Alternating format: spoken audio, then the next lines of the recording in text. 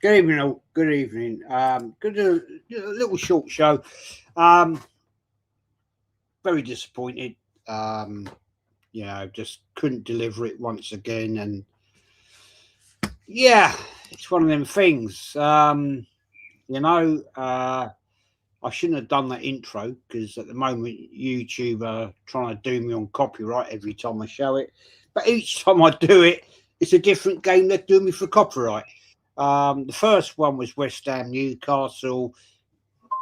The other day it was Stoke City Arsenal, which none of those guys are in that games are in that intro, but I don't give a shit. So I'm just going to keep doing it.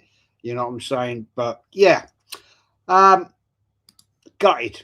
I won't lie. I'm gutted. We just couldn't get it over the line again. And I don't know. Big up David C1. I mean, was it down to tactics? Was it team selection? Did we sit back too much? I don't know. I don't know. It's just Manny. Big up, Manny. Yes, sir. It's massive disappointment. I mean, let's get it right. We're up against the best team in Europe. No question on that. But the thing is, I honestly believe that we could do the job tonight. And 75% possession to PSG. Arsenal, one shot on target. Not really the stats to win not really the stats to win a Champions League, is it? Not really. Not at all. And first of all, good evening to you, sir. Good evening, Khawaja. Good evening. Anyway, I was doing a watch along with a friend of mine, and we were quite excited after the first few minutes when we capitalized on that moment of defensive sloppiness. That should have been the moment when, we started to take our chances. The thing is, after the match, so I've been seeing a lot of people on Twitter saying, you know what, we had the perfect game plan because if we had gone out, with a cavalier attitude and tried to, attack them from the get-go, we would have lost. And I remember saying to you on Rashid's stream earlier today that we had to be defensive, at least on the flanks, with regard to our fullbacks. So picking Mosquera and Hinchapi was the right thing to do. And the problem was, after we scored, we sort of allowed them to find a way back into the game, and that was the worrying thing. Why we couldn't have the wherewithal to continue to, keep pressing hard at them, keep, snuffing their opportunities. We were making them lose their composure more than anything else. And we just allowed them back into it. And that's another reason why there is no way that I can, get over this, because this actually puts in many ways our league win into perspective. We didn't win the league because of Arteta. We won it in spite of him. We won it because the other teams were just not good enough, including Manchester City, who, quite frankly, soiled their underclothes, it has to be said. This was our opportunity to show that we were, brave and fearless and willing to try to take the game by the scruff of the neck. By all means, select some good defenders, but show some more intent. Havertz did make me eat some humble pie tonight. And when Gyökeres came on, sadly, he didn't do very much, it has to be said. Scored his penalty, took it well.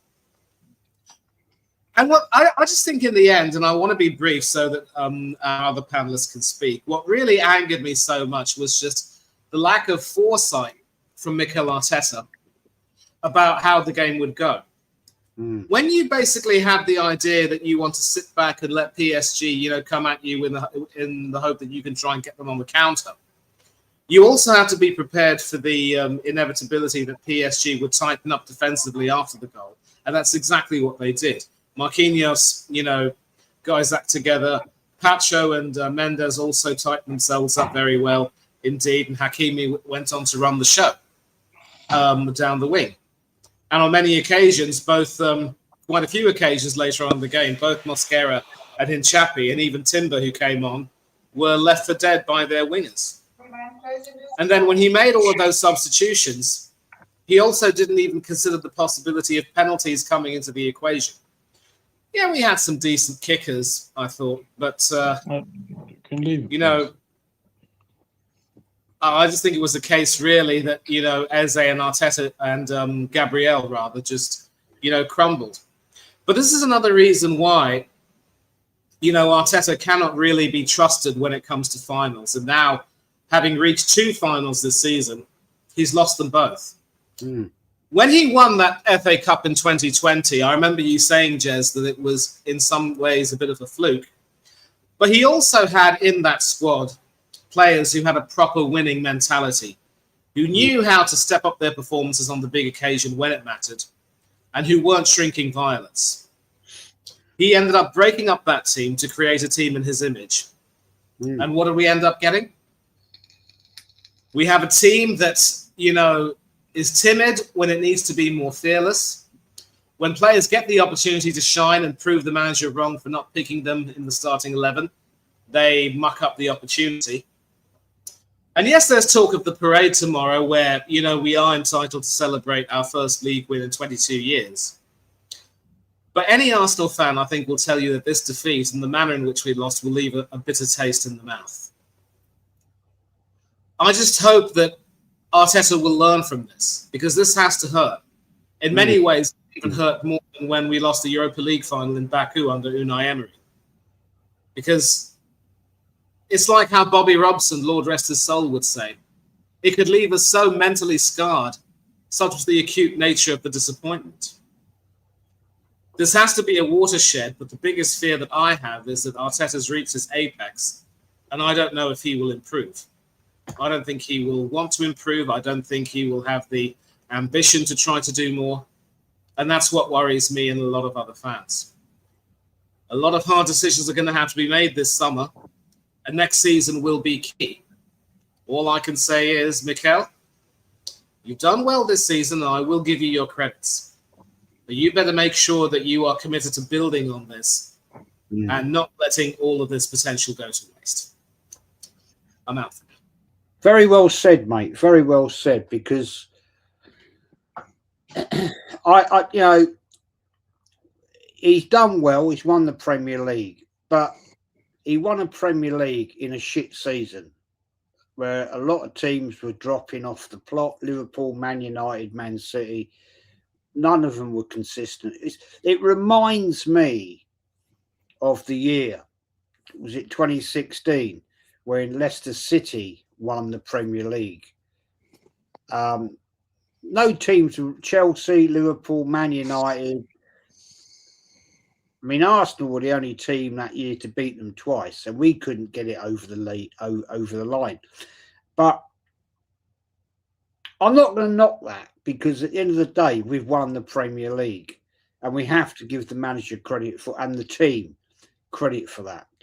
But tonight, I thought was a little bit off key, because the starting lineup I thought was poor.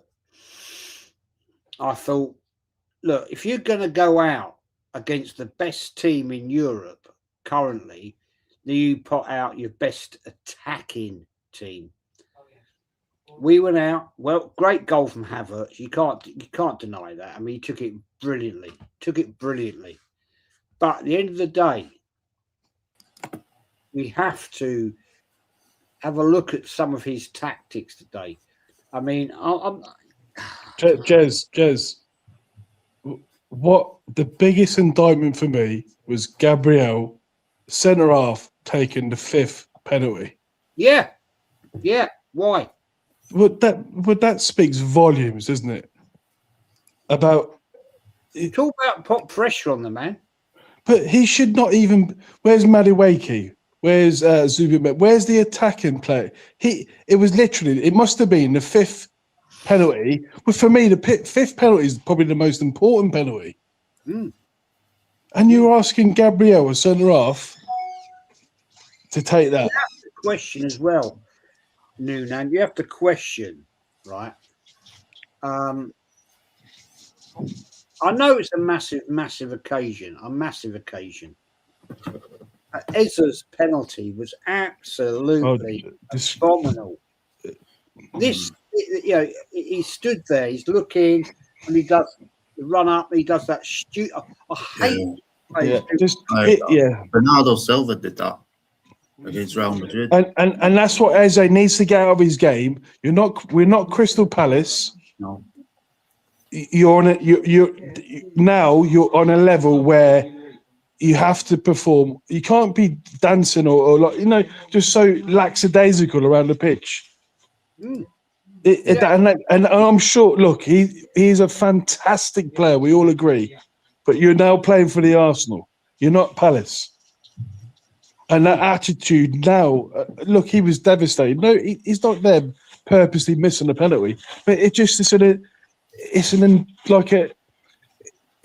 Eze-like penalty. He was so lazy and so nonchalant about, and that's what we love and that's what we hate about him. But mate, that has to stop. That change. It has to change. It has to be you can't. And how many minutes did Eze get today playing? Did he go? What was that, 32? Because he only came on, I think, during extra time. And how many of us were angry about him not? For me personally, I was in an arm about him starting. But he. The thing is, when Odegaard had started, I thought he's going to press. He's going to, and Eze's got these lackadaisical moments where he's not in tune with. Yes, he's a maverick. Well, we can't. Our setup doesn't accommodate mavericks in our team. Everyone has to, has a kind of a plan. And you can see every player that out there today. I was quite comfortable watching PSG. They didn't have a shot. What, two shots on target in the first half? One, I think. One. Jez, and this is a free scoring, like the best team in the world, free scoring. They had one. And that the thing is it's about the system. We have to really credit Arsenal for doing that. For literally, it was a stupid like Mascara at the foul. It was a mistake, and he was brilliant up to that point. I think we have to. Kawati, I'm going to come to you on this, man. We talked about earlier on when we were on Rashid's show, and you made comments. And the starting lineup, I was like questioning it. I thought, well, yeah, okay, I'll go with it because I think he'll make the subs at the right time. Right. But against PSG, best team in Europe, no question. We went with that lineup. All right, yeah, okay, great goal from Atlas. I'm not going to question that. It was a bloody great goal, right? But we didn't do fuck all after that, mate. What did we do? Yeah, but Jez, what did they do? What did they do? They bought off their key players, and we didn't take advantage. Arteta just wanted to go to penalties. He never wanted. No, my point is how you're looking at a PSG team that have wiped the floor with Bayern Munich. What did they do in that final? They were nullified. It was just silly, like Mascara. He should have been off when the minute he got a yellow card. Bring Timber on. Yeah, I mean, I hear you on that one. Big up Steffi. Proud of the boys. Wasn't what we hoped tonight, but they got the league. We go again next year. Yeah, fact. That is fact. Thing is, just right. It is gonna look. That's another subject for another day.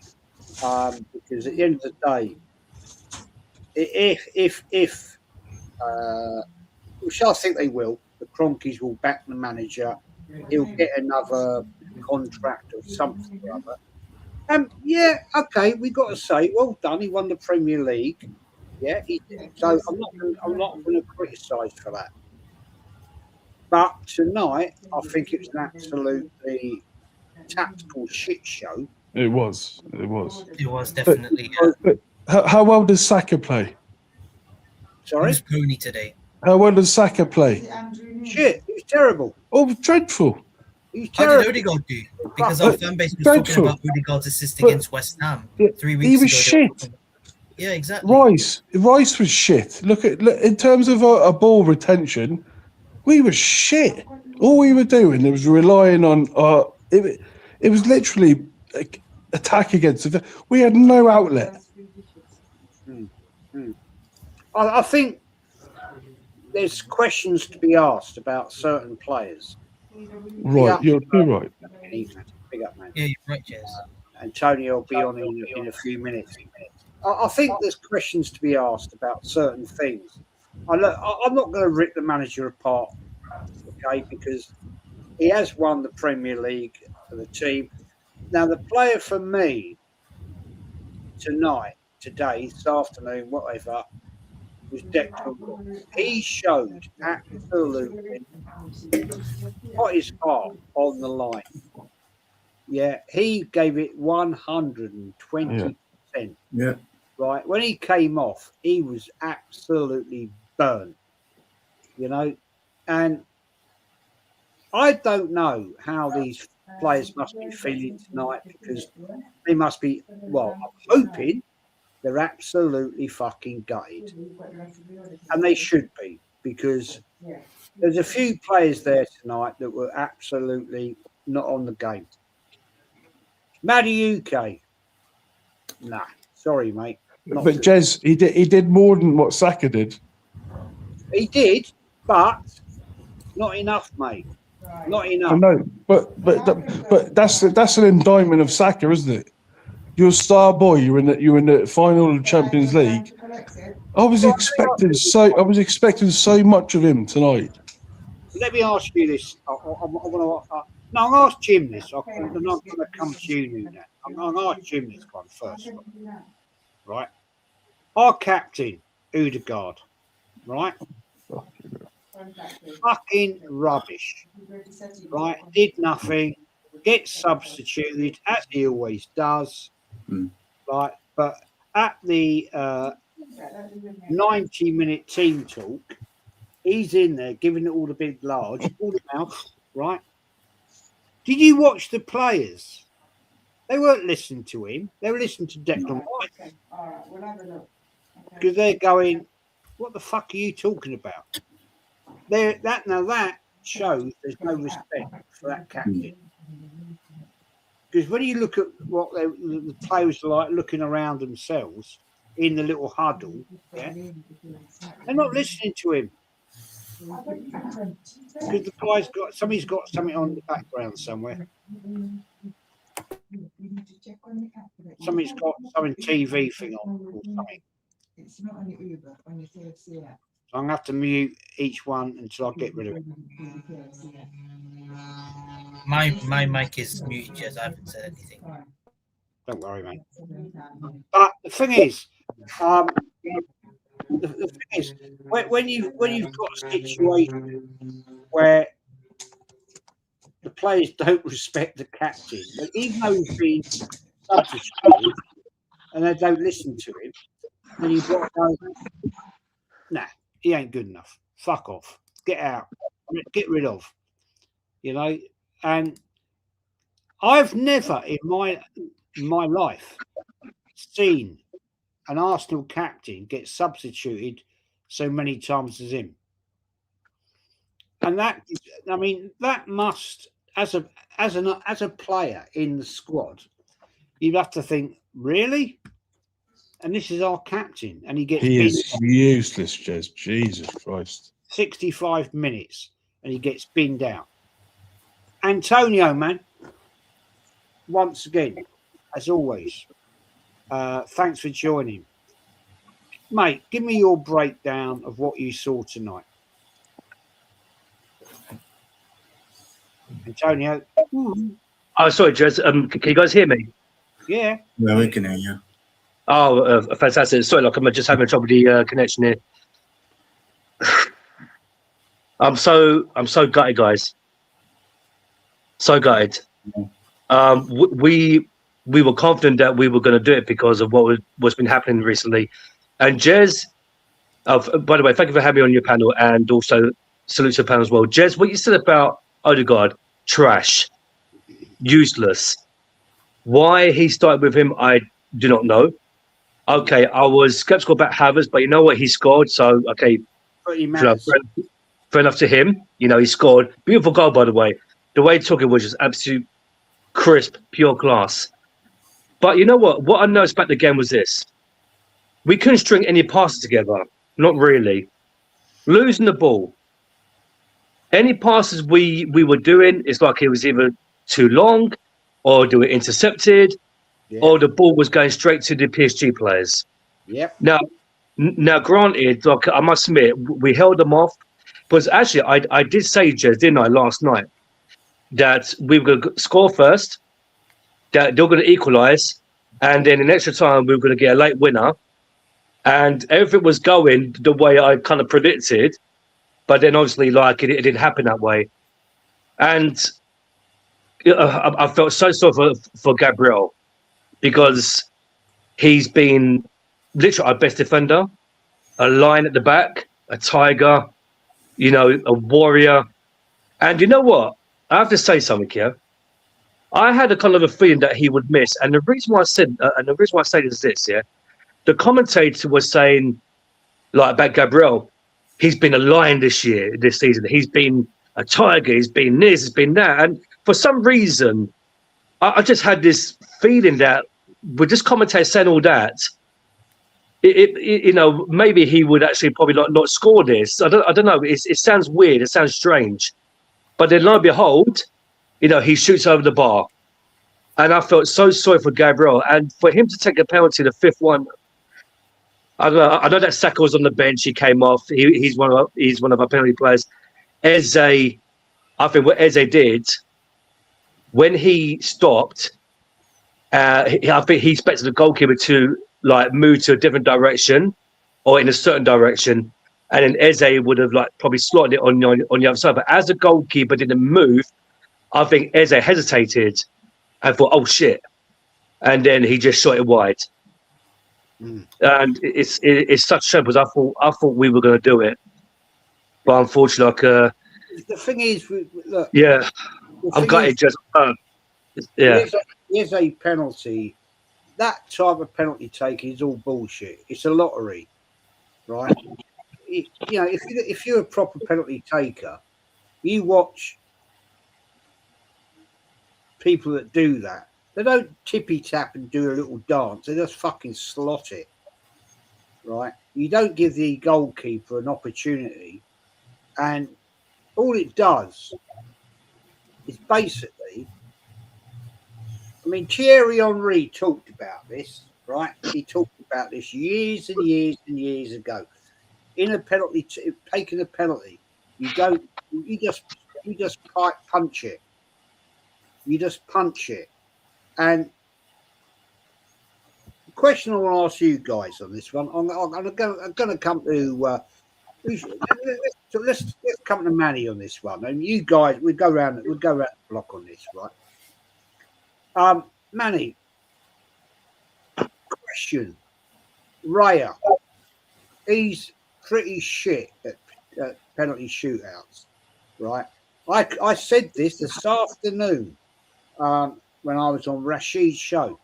You were there, right? I said, I hope it don't go to penalties because Raya is shit at penalty shootouts. Now, that fourth penalty,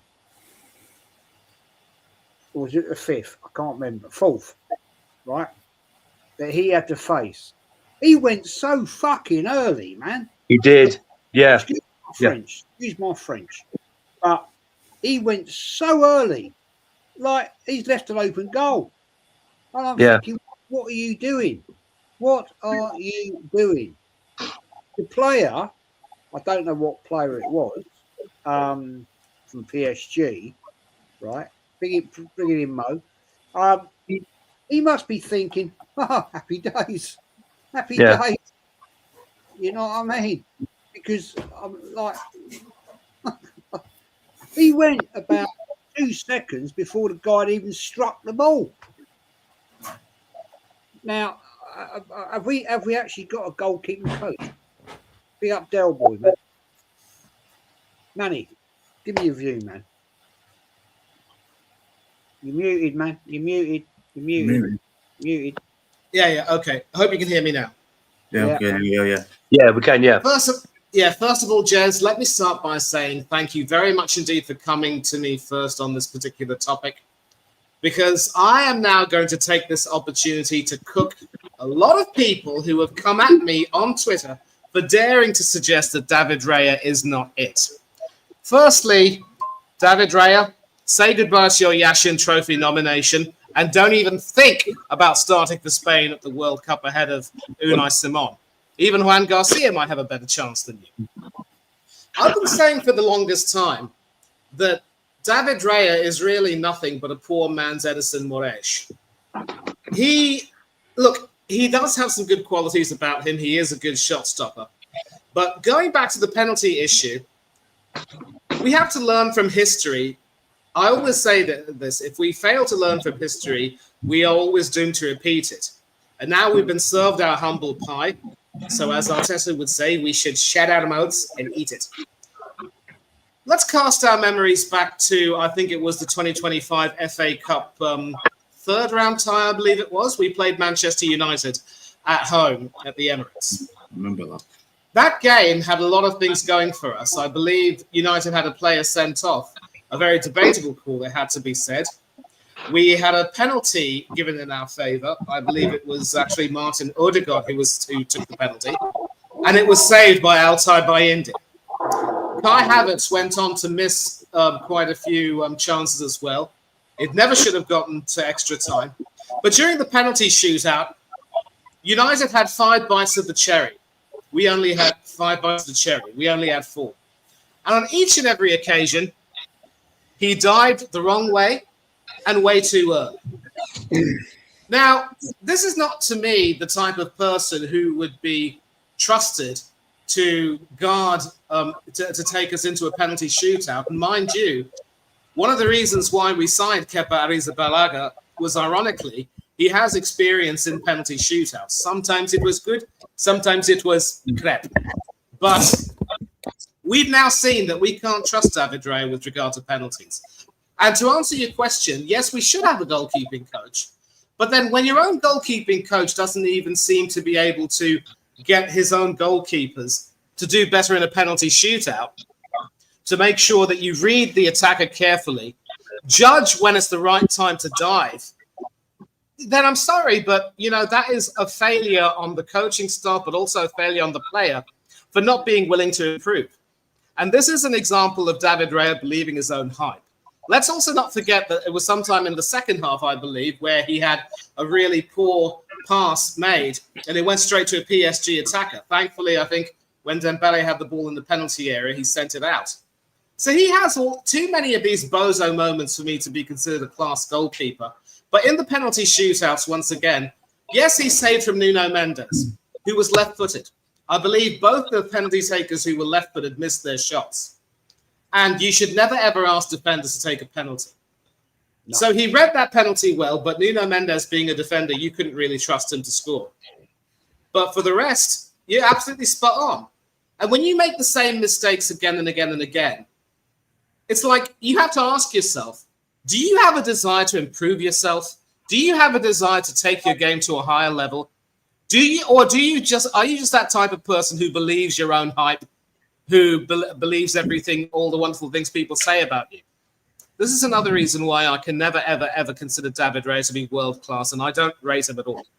And we had a goalkeeper, and there's a wonderful article on this website called Give Me Sport, which talks about goalkeepers' prowess and penalty shootouts. Damian Emiliano Martinez Romero. the best penalty shootout goalkeeper in world football today. A perfect record in all his shootouts. He is a mentality monster, and the work he was able to do with his former goalkeeping coach at Aston Villa, Neil Cutler, helped him take his game to a new level. And yet Arsenal fans give him all sorts of rubbish because they say he was never good enough for Arteta's Arsenal, so he left, and Aston Villa is a ceiling. Well, he's a European champion, and Raya ends up on the losing side. And he's won all 6 of his finals he's played in. 7 if you count the Community Shield with us, but I don't. So it's all about having that mentality, that big match temperament, that eagerness to do a little bit better. And this is another reason why I will never, ever have any respect for David Raya or consider him to be anywhere near the best. Yes, he's won 3 Golden Gloves. Yes, he's helped us get over the line in the Premier League. But if I'm a coach and I want someone to help me get through a final and through a penalty shootout, I wouldn't touch David Raya with a barge pole. And this is why Luis de la Fuente knows what he's talking about when he says, I don't think David Raya is in any way better than Unai Simon. And that's why David Raya won't see any action in the World Cup. And I see Darkside Gunner coming in. Obviously, he's a big fan of Raya, calls him his player of the season, said the same thing. I said that I never really rated him that much. I think he has a lot of deficiencies to his game, and there will be a time when he costs us big time. So it isn't just David Raya, though. We win as a team and we lose as a team, and as a collective, we just weren't able to get it over the line. But our players now need to learn to stay humble, because I'm reminded of that wonderful scene from Invictus starring Matt Damon and Morgan Freeman, I think, which was a sort of a retelling of the South African team that, went on to win the Rugby World Cup in 1995. Damon was playing Francois Pienaar. After they had a heavy loss, he took his team into the dressing room. They all grabbed a can of beer, and they were told to down it.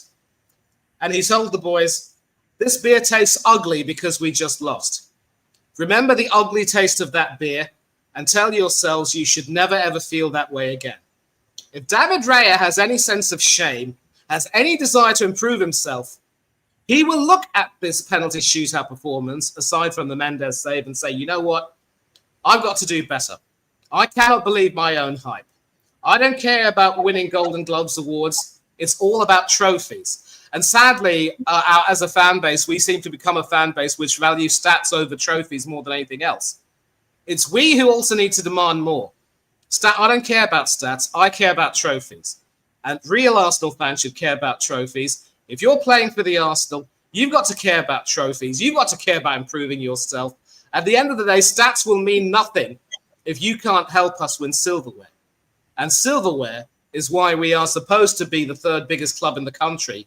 And yet we still have a most appalling European legacy. Let that sink into you, David Raya. Let that sink into your players. Let that sink into you, Mikel Arteta. And most importantly, to the fans who still continue to, support this and say everything is wonderful, let that sink in for you. This is an even worse loss in many ways than Baku. You all hounded the manager out.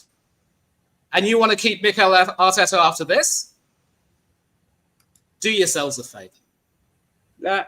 I'll tell you what, mate, well said. Very, very eloquently well said.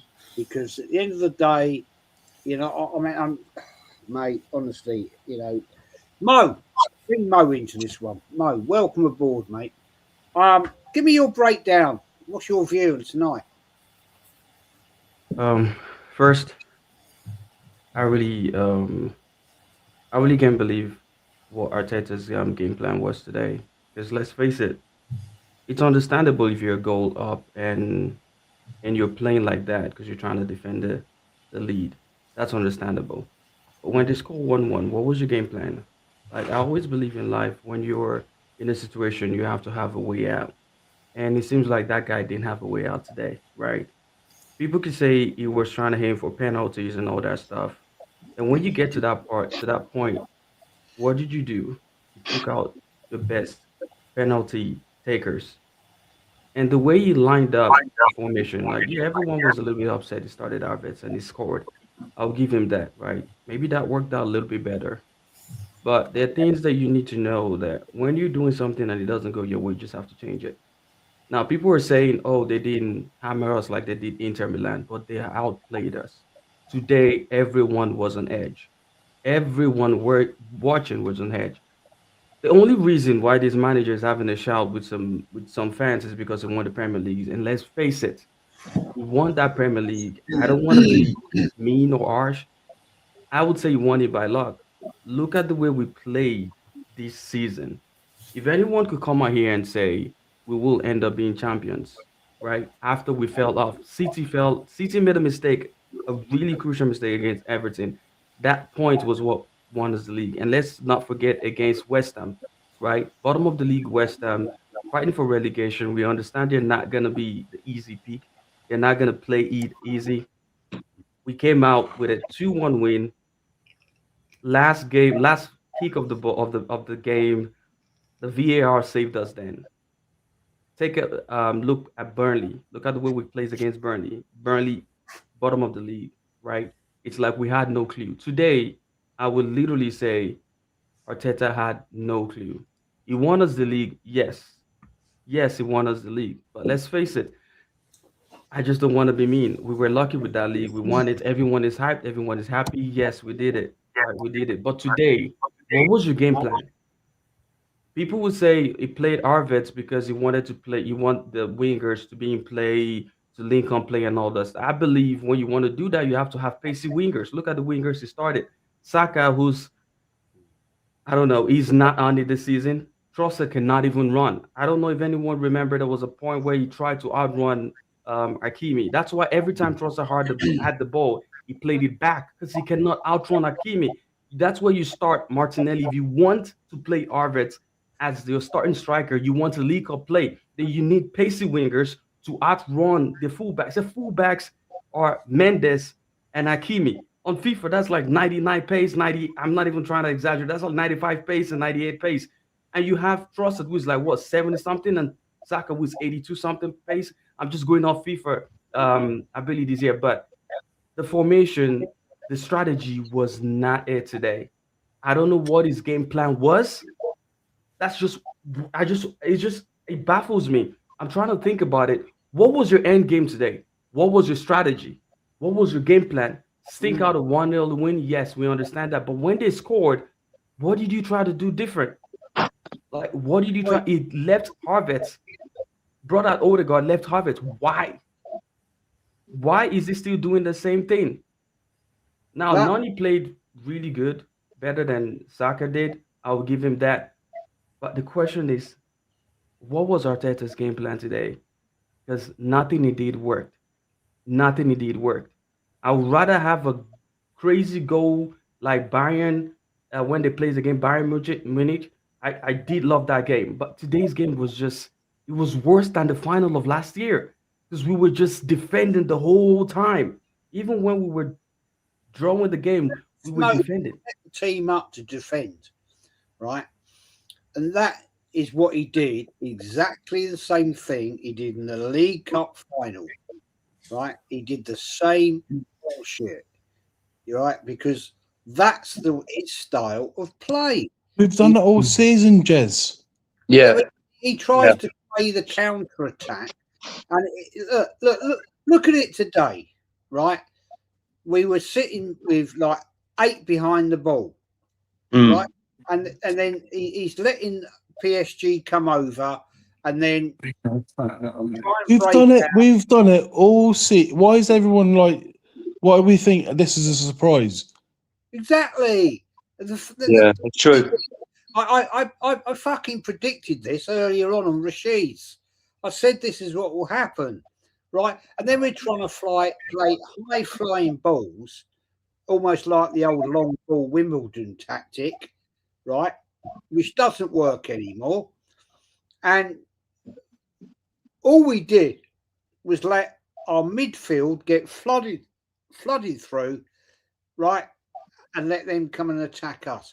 That's how they got 75% fucking possession. Right? That's how it worked. Because if you look at how they set their midfield up, right, we couldn't break through playing the ball on the floor. Apart from the one occasion where Havertz scored a lovely goal. After that, we did fuck all. Jez, how often did we retain possession? Not When we- often. Hardly Not ever. And when we did, it was a fucking novelty. Yeah. Yeah, and we did It was- fuck all with it. We did was like- Nothing. we've been like that all season, Jez. We did nothing. We have done that all season because that is our tactic. Let me do this super chat. I'm going to come to Del Boy. Yeah. Big up Martin, man.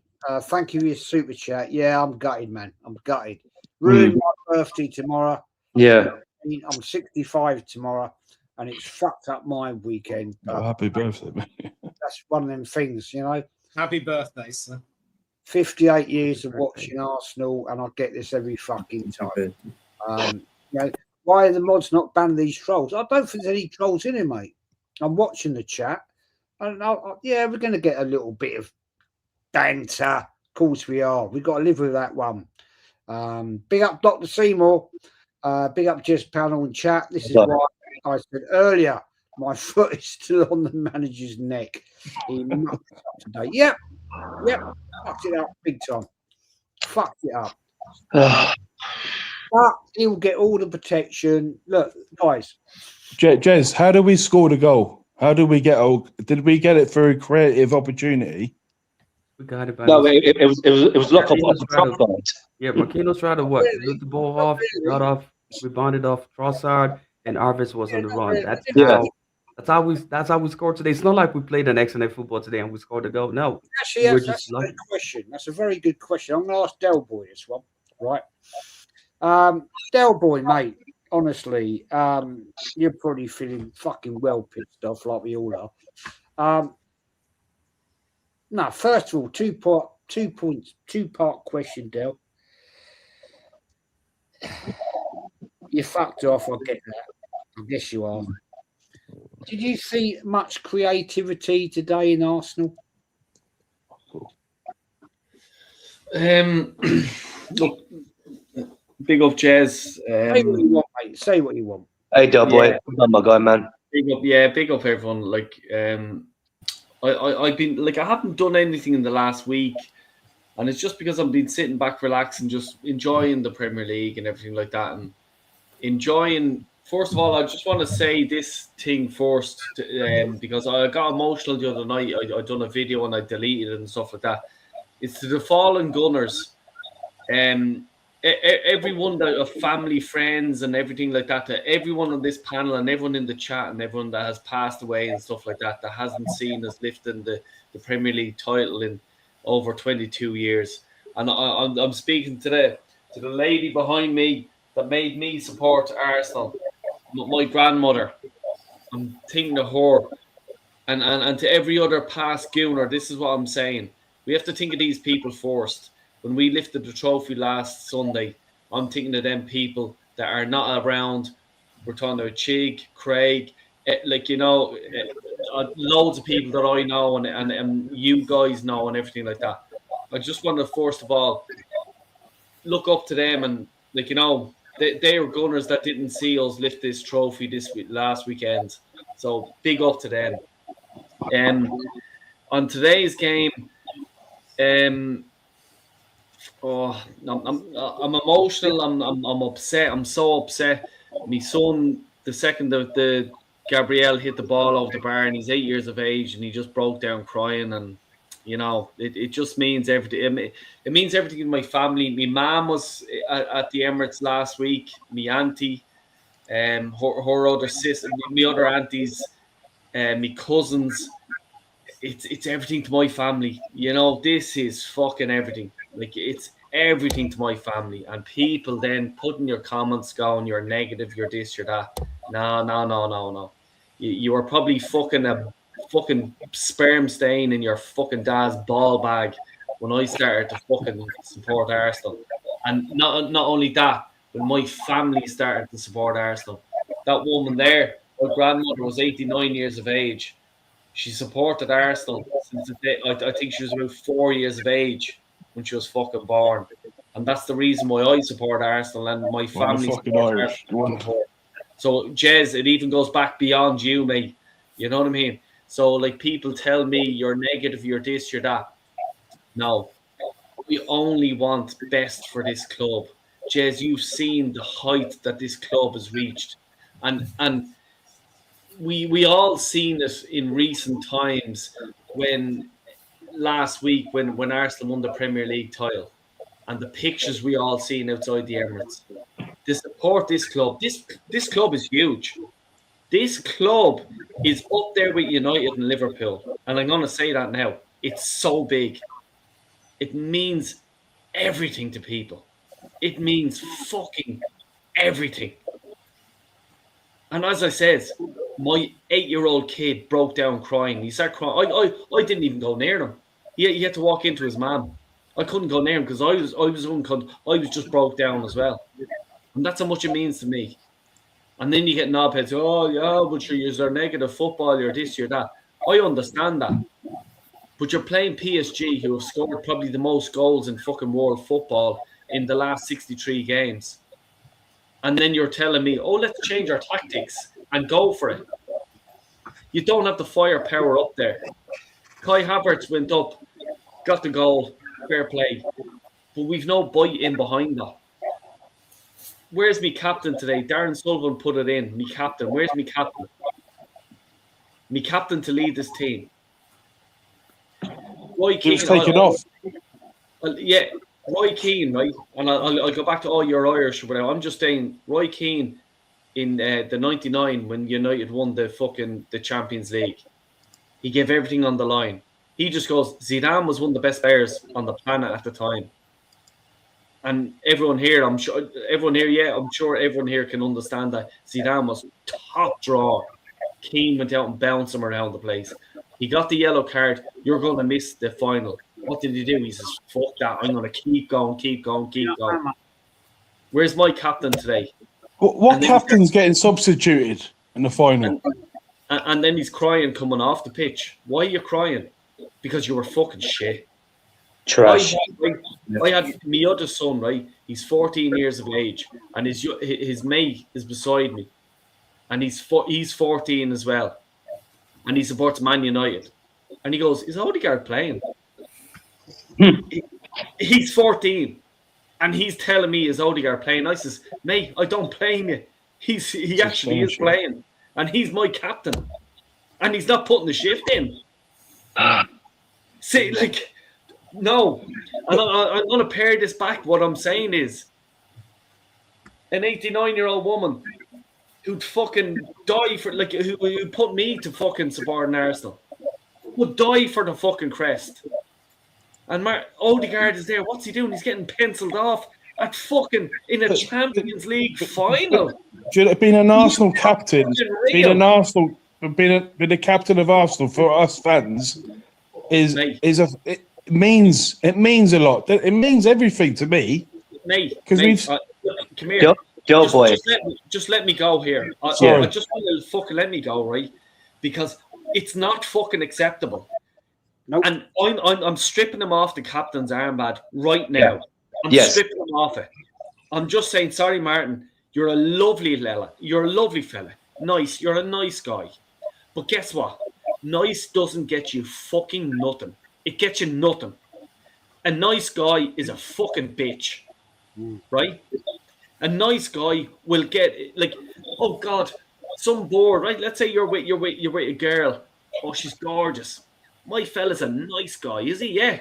Well, that boy comes in the room, he blows the doors off the fucking hinges. He comes up, come here, love. I want a bit of you. I'm having you. Guess what? I'm going home to bed with you, and I'm gonna fucking make love to you all fucking night like a man. That's what I'm doing. Martin Odegaard, they go, oh yeah, that's okay, Del. Is it? Bang! I'll fucking knock you out if you look at my ma. Martin Odegaard's not good enough. He's not good enough for this club. He should have seen it fucking last week when there was millions of people on the street. Millions around the world supporting this club. He should have says, Mikel, this club's too big for me. I can't handle this. I can't handle this. I'm going into a Champions League final and I have to lead a fucking gang of warriors into the field. I have to lead them. Get out of town, you fucking idiot. You fucking lead by the first fucking challenge. You mill the cunts out of it. They know they're in the game. Then you can change your tactics. Then you can change. Do you know what? Fuck our defence. Go for it. No. Martin Odegaard's there fucking, ticky-tacky. Oh, look at my statistics here I'm doing. Look at all this. Check the stats I've done. I've done 100 passes to the one fucking player. You didn't break a cunt up, did you?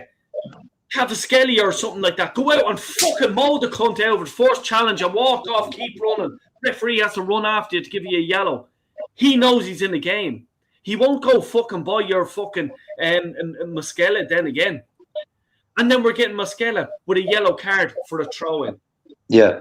Yeah. I want the man breaking the other fella's fucking legs. That's what I want done. And you're in the Champions League final, and everyone's like, Del, you're a bit extreme. No, I'm not. Because you seen last week millions upon millions upon millions of Arsenal supporters that it means fucking their life to them. And then I've been told he's our captain, he's our leader. Fuck off. Seriously. Do you know what pissed me off in the first half, towards the end? We had a last minute call, and the referee was saying, hurry up, otherwise I'm going to blow the whistle. Saka was just walking to the corner. No, I know he wanted to waste a bit of time, but I'm thinking, just go for that corner. Take the corner. You might get a second goal. And then you're going 2-0 at half time. You just don't know. And then Saka's like, what? It's like, well, bruv, you took your time taking that corner. You should have took it. The referee warned you, hey, hurry up. I'm going to blow the whistle. No, you take your time, and then you're wondering why he whistled. What about the throw-in in the second half? Like Declan Rice throws it to so-and-so, and then so-and-so picks it up. And it's like, get the ball in play, man. Just get the ball. I was just going to say, Mama's in the house. Sorry, Jez, can I... Hang on, let's sort this out. Yeah. Mama's in the house. Mama, if you see any stupidity going on, just get rid of them, please. Yeah, block them. Yeah, it's going to upset people tonight, and I don't want any fucking idiots in here tonight, because it's just not the night for it. Big up Darren, man. We were never dominating that game, but I must admit my score class of Havertz 1-0 was going well for 60 minutes. Oh my God. Great for the fans. I want to bring Lawrence in. Lawrence in here. Hey, Lawrence. Lawrence, man. Give me your view in it, because I thought it was a very non-tactical team, and only George Graham, affected this type of football. I thought it was a bit of a shit show, really, didn't you? Big up, cheers, big up panel, big up the chat. I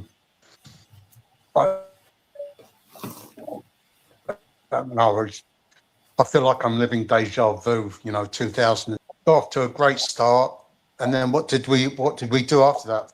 Fuck all. I don't remember dominating any part of that game today. I mean, it looks like we were playing for extra time. I mean, I knew we'd get an early goal, and I thought it would be the David Raya final.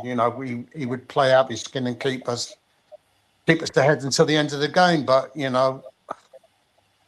I don't know where to begin. Honestly, don't.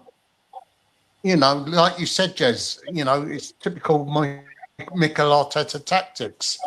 Just sit behind the ball, and just soak up the pressure. And it cost us in the end.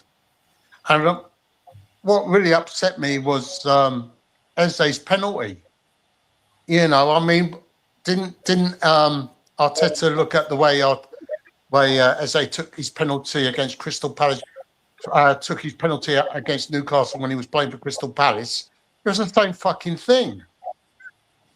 I knew we were fucked in that penalty shootout after that. even though Raya saved the penalty. And I must address the guy at the top there who had a pop at Raya. A couple of years ago, Raya won that game against Porto in the penalty shootout. But yeah, I'm just feeling the same feelings I felt back in 2006 when we lost to Barcelona. And I'm just questioning whether we're actually going to ever win a European final ever again. I mean, I was fortunate enough to watch us beat Parma in '94. I was over in Copenhagen for that game. But I don't know whether this club has the minerals to actually win a European final ever again. I don't know. Mate. I was doing the same thing, Lawrence. I don't know. I mean, I was so confident, probably stupidly confident. I really thought that we would do it. Sorry, Jed, can I just say just one thing? Like, go on, mate. Go on. I think the whole, like the Premier League, we need to get something off our back here.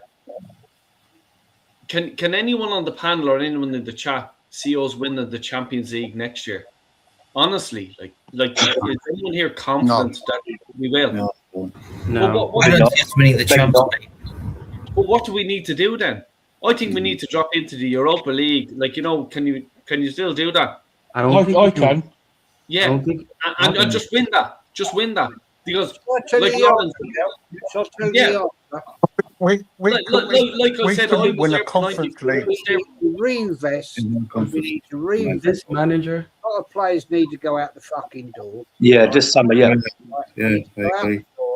Right, need to go out the door. We couldn't win the Conference League final, let alone the Europa League.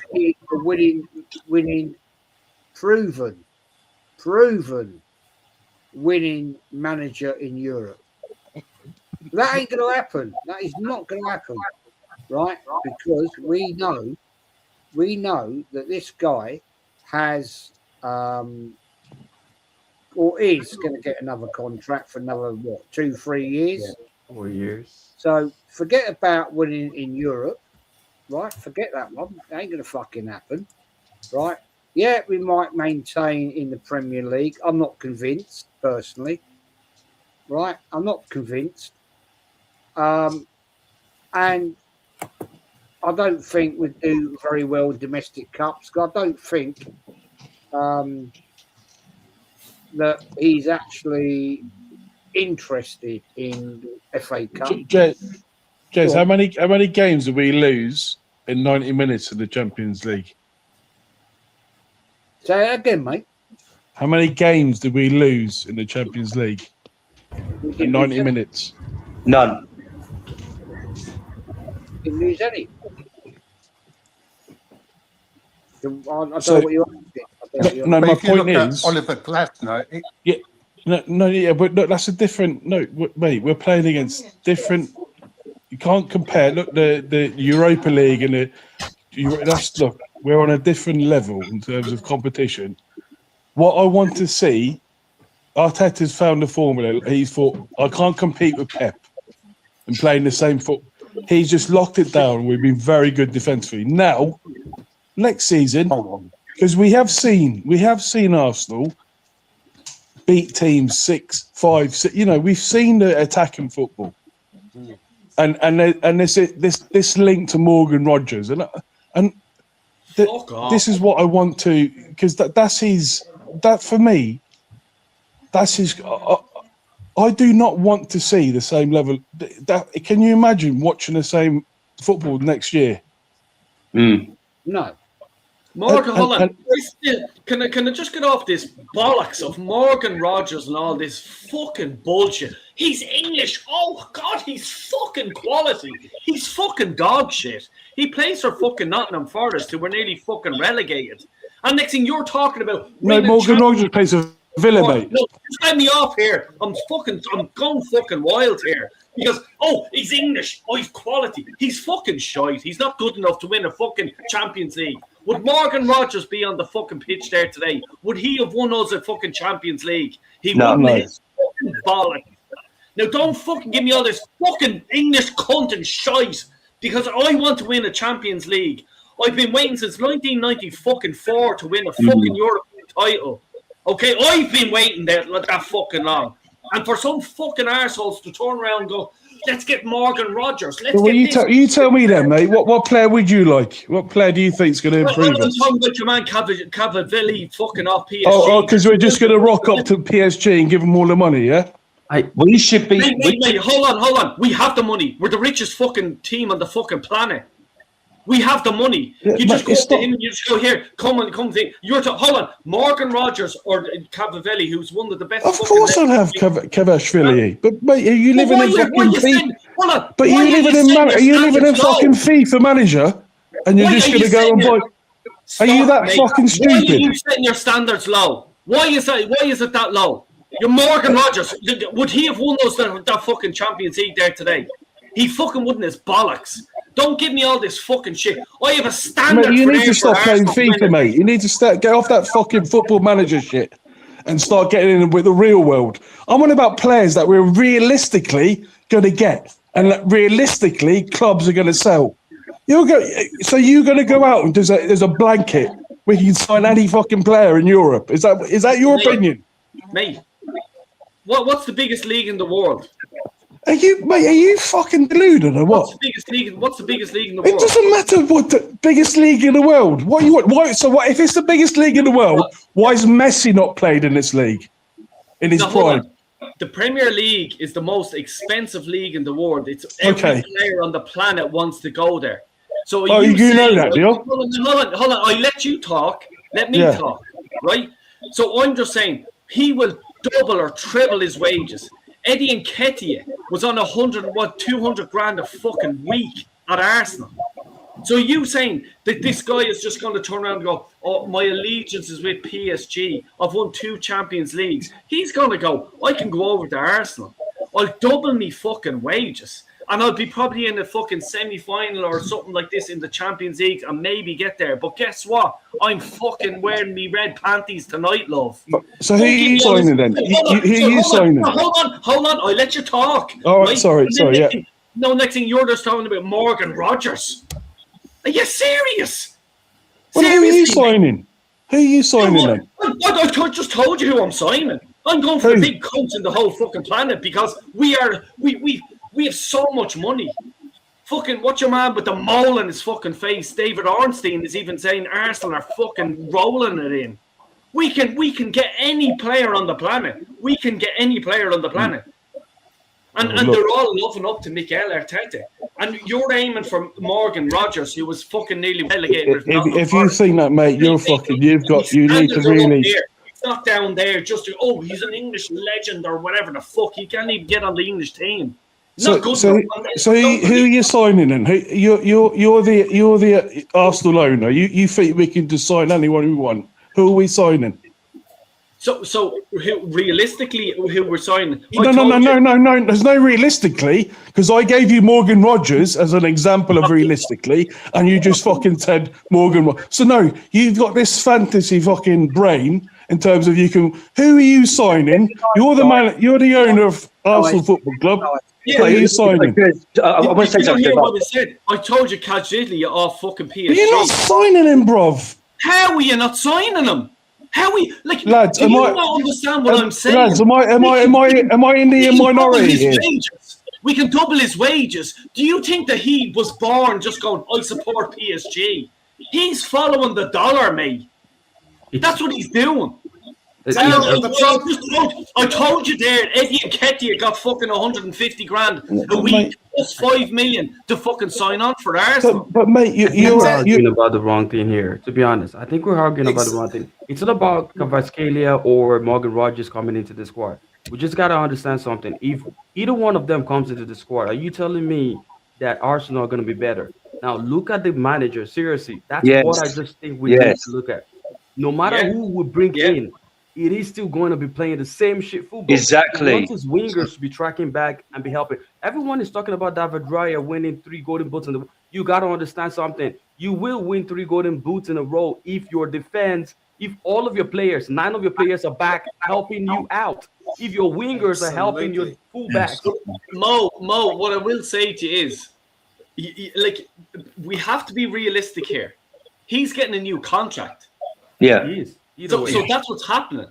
So we have to go with what are we going to do? Like he is the man to lead us nothing's into gonna the work. next year, 2 years. Abascala is not going to work. Morgan Rogers is not going to work because he's still going to play the same shit football. Yes, exactly. No matter who bringing, Yeah. bringing Anthony Gordon, bringing Marcus Rashford, bringing Rafael Leao, it is still going to be the same shit football. The wingers, fucking back, support the fullback. Gyökeres, how can your number 9 be right on the edge of your own penalty box? How can you have your forward, the center forward, your number 9? You're not even having him in the midfield trying to, rattle the defenders or something like that. No, he has 10 players at the back, and you're telling me that if David Raya is the best goalkeeper, of course he's gonna look like the best. Hell, Valdez was the best goalkeeper at one point in Barcelona. Victor Valdez, and you want to tell me you take Victor Valdez over Iker Casillas? The guy could not even play.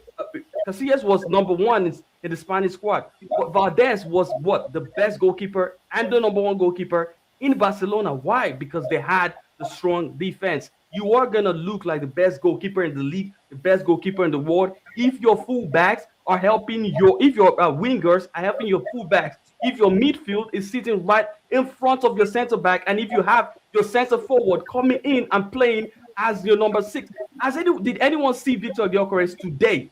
Today, where was he in the field when he came in? Yeah. Can anyone tell me where Gyökeres was playing at? Who's the biggest football club in world? Who's the biggest football club in world football? What now? Barcelona. Real Madrid, yeah. Madrid, yeah. In history, yeah. Real Madrid, yeah. Yeah. But Saliba, he had that chance. Why did he not go to? I'll take that back, Noonan. I'll take that back.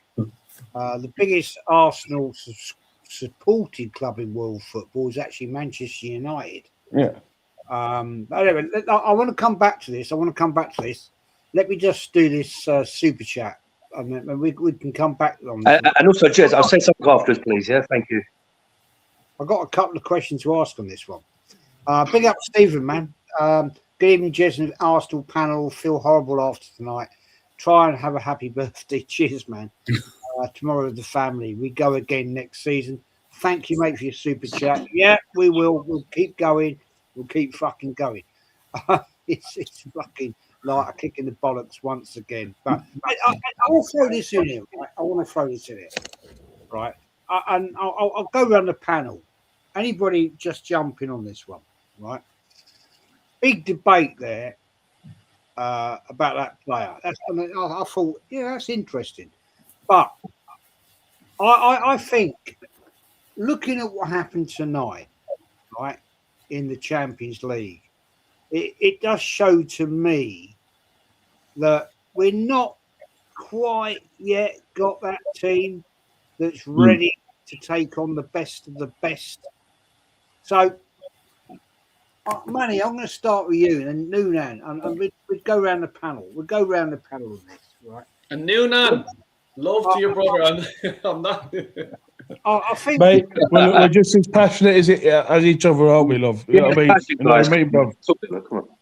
I think it's about time that Arsenal should be looking at higher stakes.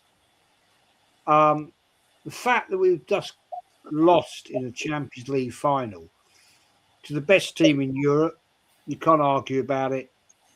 No, I don't think they're better than us, Jez. Well, they won. Yeah, but what, on penalties? Yeah, we didn't lose the game.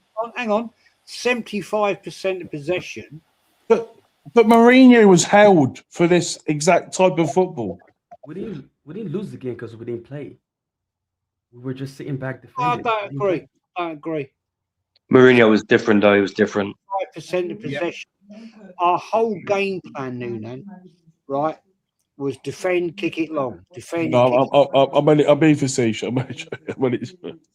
know what I mean? I mean, that does not, in my opinion. I mean, it's my opinion. You can disagree, and I if you want to. No. Come on, we can have a debate about it. We are all adults here, right?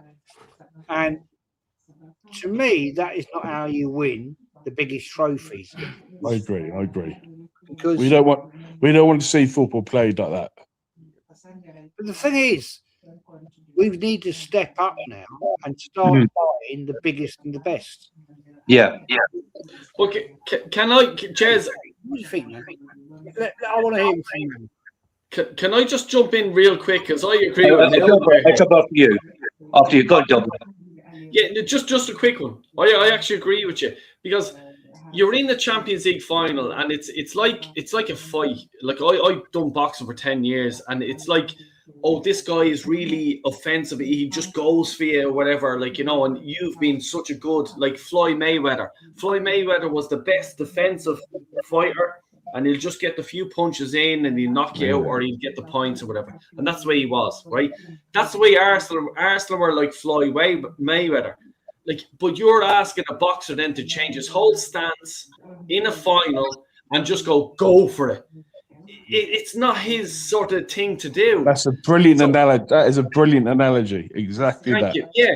Now, I'm not saying I agree with it. I'm not saying that. But this is my question to people is, should Arsenal have just gone for it and fucking go for it like Bayern Munich did and like, you know, put Havertz, Guy? I don't think they can. I don't think you can switch the switch. Yeah. That's what I mean. Like, and I look, come here. I've been through all the football, the fucking, like, you know, the 1-0 to the Arsenal, the ticky-tacky stuff with Wenger, like, you know, the stuff. I get what everyone's saying. And that's the pain. That is the pain. Me and you in a similar age. That's the pain. Yeah. We've seen the Henry, Berg. We've seen the days of the Wenger, and now we're watching. It's dross, mate. I'm fucking. How many games do we watch this? I turn it off, mate. I'm bored out of my knot. I don't want to watch Arsenal. It bores me, but it's effective.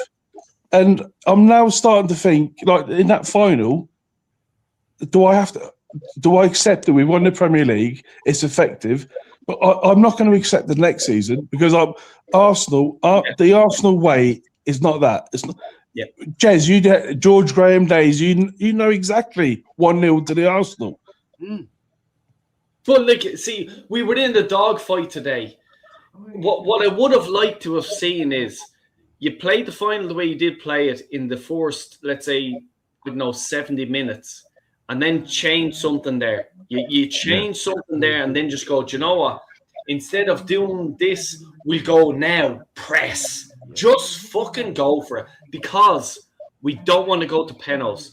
Because their goalkeeper is a nut job, and he's one of these fuckers that'll save all the penalties or do whatever. Like, he's a mad cunt, right?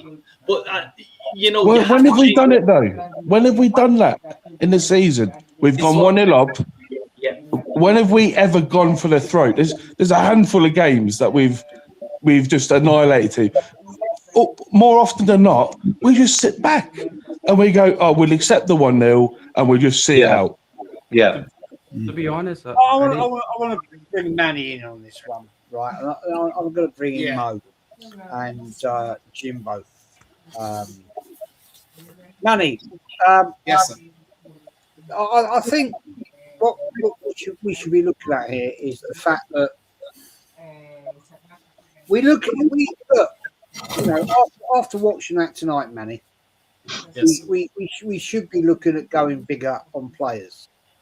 You know, we've got the money. Let's forget all the bullshit, right? The money's there. We know it is. So it's now time. If the Cronkies are serious to backing this manager to win in Europe, right? Go again in the Premier League, then we need to be looking at the bigger. Now, Manny, there's a lot of players that need to piss off out this club, right? Yes, sir. And it's big sale time, you know. I mean, we're not going to get big money for them, like Jesus and all that lot. But you know, get them out, get them off the wage bill, get somebody else in. Give me your view, man. Yeah, what I'm going to say right now is, and you've hit the nail on the head, we do need to get rid of some players. And, you know, it was really interesting hearing the debate between, you know, two of our panelists about who we should be getting in. But the thing is, we need to start selling before we can buy, because, you know, we've heard Jose Mourinho's name being mentioned. He said himself he hated working with big squads. Now, you do have to have a decent enough squad where you have 2 or maybe at least 2 players for every position. But if there are some players who just can't cut the mustard, you know, and have shown they can't cut it, they've got to be sent on their merry way. And there are several players who I probably would, you know, want to get rid of. You know, Ben White has definitely done his dash. I don't think he would have, you know, had much of an effect tonight, even despite his experience. He definitely needs to, you know, be sent on his merry way, and then maybe we can get another good right back who could compete with Timber, so that we don't have to have the we don't have to either play Christian Mosquera or even, God forbid, Declan Rice at right back ever again. I think Jesus and Martinelli have done decent things for us. They can leave with the Premier League winners' medal, but it's time to say goodbye to them, definitely. Odegaard definitely needs to leave. As people have mentioned, I'm hearing a lot of background noise. I think Yeah. Who's got something on in the background, guys? Not me. It's really fucking annoying. Perfect. Thank you very much indeed. Now, as I said, Jesus, Martinelli, Ben White, Odegaard, they need to go. I wouldn't even consider keeping Kepa Arrizabalaga on, because one of the things which we've seen is that the best teams with the best goalkeepers also have a quality second goalkeeper who can push them. Now, people are still going to, you know, talk about how Kepa should never have been picked for the Carling Cup final. I never wanted to sign Kepa in the first place. Many of us remembered his antics when he was at Chelsea. You remember Jez, Del remembers, Antonio, everyone on the panel remembers. For me, the man was passed from pillar to post, found his level at Bournemouth, and then we signed him as a backup goalkeeper. A backup goalkeeper is supposed to be able to be do well in his own way and really lend a good challenge to our first goalkeeper. Look at what Aston Villa did this season. They brought in the Dutchman Marco Bizot. He's brought out the best in Emi Martinez, and now Aston Villa have won a European trophy and finished in the top 4 with, and I'm sorry to say this, Del Boy, Morgan Rogers playing a big pivotal role in that. Now, whether or not we should sign him, I don't think we will, because as Mo said, whichever quality player we will look to sign, Arteta will more or less ruin them. The most important thing is to get players off the wage bill, and I've already listed about 5, and there are quite a few more who could very well end up being on their way. The sad part is we might end up having to, you know, dispense of Ethan Waneri and Miles Lewis-Skelly, among others, because when you sell a youth player or an academy player, it's pure profit and you can reinvest that money. And again, I agree with Darren that we should have started Eze today. This was actually a game where we should have started Eze, and where Arteta had the opportunity to show that he was fearless and determined. And this goes back to what you were saying about how we need to raise the stakes. It's not just the owners who need to support the manager. The manager has now got to start, you know, realizing that, you know, if you've seen Good Will Hunting, what's that famous Latin line? Carpe diem. Antonio, you'll know it because, I mean, you know, Latin and Italian have very similar roots, of course. Yeah. Carpe diem, seize the day. Show us that you are willing to do this. And that's exactly what Unai Emery has been able to do when it comes to winning the Europa League. But what makes this Europa League very special is that he won it with an English club. The only club with which he hasn't won the Europa League, surprise, surprise, Arsenal. And that's because our players down tools on him in Baku. And still the fans give him a great deal of disrespect. I think those fans as well need to look at themselves and say, we need to start being respectful to people who have done a good job for us, despite circumstances. But anyway, we're going to have to get some players off the wage bill before we can hope to buy. And, you know, yes, we may be the richest club in the world, but we're also going to be subject to the same spending regulations that other teams are going to be subjected to. We may also have to pay a huge tax bill to HMRC in the near future, as Kenny Ken said on another stream. So, again, we are going to have to sell before we can buy. Streamline the squad, get rid of some of the deadwood, bring in some quality, but make sure that the manager is now given an edict that he has to learn how to use this. The problem with us winning this Premier League now is because it's going to paper over all of the huge cracks in this season, and you still have people claiming that Arteta's the best manager in the league. No, we won this league in spite of him, not because of him. And so Arteta needs to now realize this was his opportunity to write himself into immortality. And as you yourself said, Jez, had he won tonight, you would have supported him getting a statue. He mucked it up. So if the owners are serious about winning trophies, which they aren't, and we all remember that, they're going to say to you, in the words of Elvis Presley, Alfie Boe, and others, it's now or never. And next season, he has to find a way to be able to build on it. As you said, I don't think we'll retain this Premier League title. I don't know if we're ever going to have another chance in Europe. And this is another reminder to Arsenal fans, stay humble.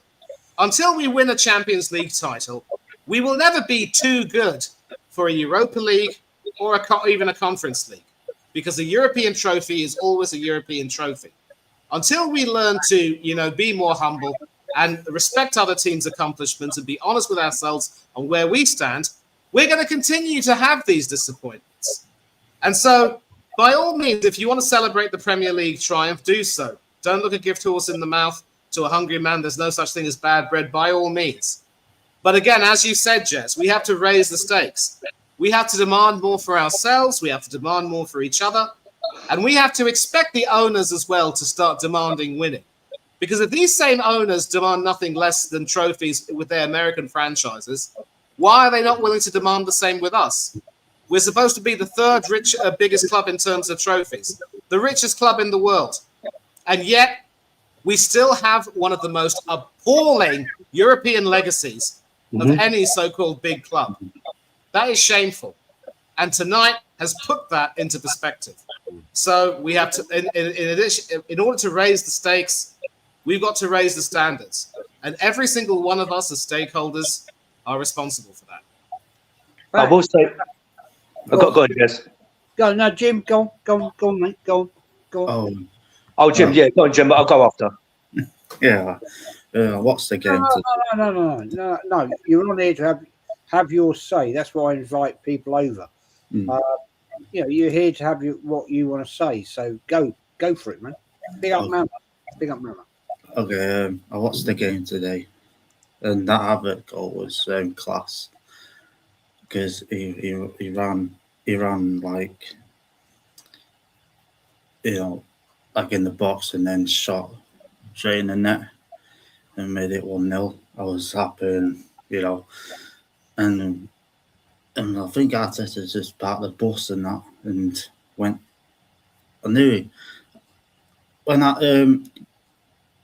when Arsenal didn't get the second goal, I was like nervous and that. And Arteta was just shouting on that, and I knew he was playing for penalties and extra time and that. And our European record is not that good, in finals. And I think we got get good players, but under this manager, I think go and ruin the players. Because I think he ruined some players, when we signed him.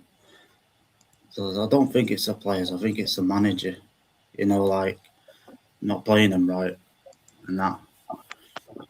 And yeah, and we just got to get good players in the summer. But I don't think we'll win the Champions League next season, to be honest.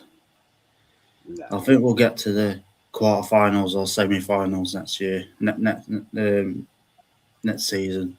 But I don't think we'll win it. Jim, I want to ask you this question. I'm going to ask Del Boy and Mo and Kouaji. Was that a penalty? On the Magalhaes. Yeah, I thought it was a penalty because. No, I'm talking about the PSG one. Was that PSG. I think I'm 50-50 on that because I think it wasn't a penalty, but My heart's saying not a penalty, but my brain's saying penalty, but I'll go with my heart. I think that was a penalty, to be honest. Because he goes down these and, you know, the PSG wasn't that good, you know, in the match. Because they scored a penalty and they won on penalties, and I don't think it was a penalty. I know some people might disagree with me and that.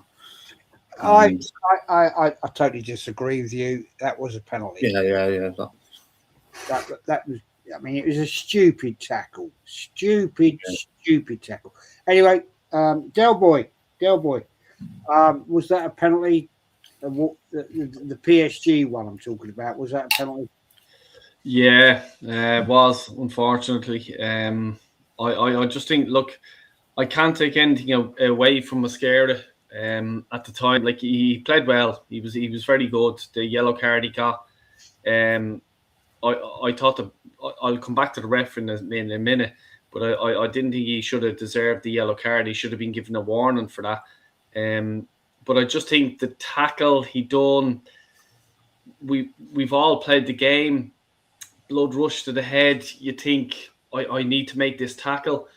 I think if he doesn't make the tackle, I think Declan Rice clears the ball, because Declan Rice was the closest then to him, and I think he would have dealt with it, and we would have got away with it. But in saying that, I think if they didn't get the penalty there, I think they would have scored anyway, because they were putting pressure on us a lot there. The pressure was coming on us, and I think they would have got a goal from it. And I think they would have even went on to win the game, because it would have got their morale going a bit. We're after getting a goal from open play or something like that, like, so that's my thought on it. I just want to go back on the referee. I thought the referee wasn't great today. There was a few decisions he didn't make. I know, right? You'll probably talk about the Eze incident. I don't want to step over your toes there, Jez. So I'll that one, for example, the Eze one. We've all seen it given. But I do think the referee should have went to the VAR himself and just goes, let me have a look again. I think he should have went to it. But that's, well, I don't think I'm saying that as in an Arsenal hat on here. I just think, if it was United or Liverpool or something like that, I would have said the exact same thing. I would have said, yeah, mate, just check it out again, just to be sure, because you don't want to be that referee that makes that big, huge decision in a Champions League final and be a fucking idiot for yourself. So I thought he should have. There was the Declan Rice yellow card. Why are you giving him a yellow card? Because he's the captain and he deserves to have his say. Like, you know what I'm saying? Like, he's the captain at the time. And there was another few decisions that were just ridiculous. Like, you're looking, shrugging your shoulders, going, "What the fuck is he doing?" Like, you know what I mean? But look, I don't want to turn around and be bitter and say, "Oh, it's the referee's fault," because it's not. Like, we should have just, we should have put the game to bed. We should have fucking really just grabbed them by the jugular and went for it. I think there was a period in the second half where Arsenal were on top, and we should have just went for it. There should have been a plan B there. There should have been, like, okay, we always go with plan A, and it's our defensive mode, and let them have the ball, and we just play our stuff. But then when you're on top of a team, there has to be something else to switch around, just going, okay, Declan, rather than holding deep, you go push forward and fucking go for it. Let's go for this now. We're pressing them, press. We didn't do that today. And it comes down to the manager. It comes down to the manager, because that's what we're all talking about. But, he's going to get a new contract. The Cronkies don't know football like anyone on this panel do, or anyone in the chat does. and don't be fooled by the blinkers of AFTV who are paid by Arsenal, and that's all they see. They just see this because Robbie and all his little cojones getting on Sky and getting on TNT and fucking everything else. You know what I mean? Go and ask my bollocks, you fucking absolute prick. You're a fucking Luton fan. I spotted you, and if you see my channel and fucking attacking them coming out of the fucking their prawn sandwich fucking housing and whatever the fuck they call this in the fucking stadium, free food, free this, free that, and they call themselves Arsenal supporters, and go fuck yourself. It's so fucking annoying. I'm pissed off. I see you have Darren there. He seems to be fucking. Yeah. This is a super chat here, and we'll get into it. Big up Lawrence. Lawrence is back in the house anyway. Sorry, Jez, my phone rang and kicked me out of the stream. I just want to say Glasner won more in 18 months at Palace than Arthur has won in 6 years at Arsenal. You know what I mean? Thank you, Lawrence, mate. Thank you. You know, honestly, man, seriously, it's a fucking laugh show, isn't it? It really is. It's a fucking joke, mate. We've got some new people joined us tonight. Let's go to Macy. Macy, mate, give me a take on tonight. What do you break on it?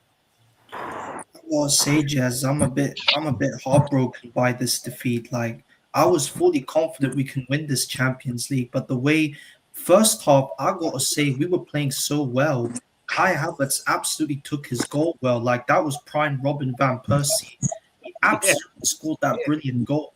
I've criticized Kai Havertz for the past number of years, but this final, he really stepped it up tonight, and he really proved me wrong. So big up to Kai Havertz, and big up to Trossard. I think Trossard set him up for the goal. There was a hint of a handball, but I didn't see the replay. But Trossard deserved that assist for Kai Havertz's goal. First half, we were on to PSG. I was absolutely in disbelief.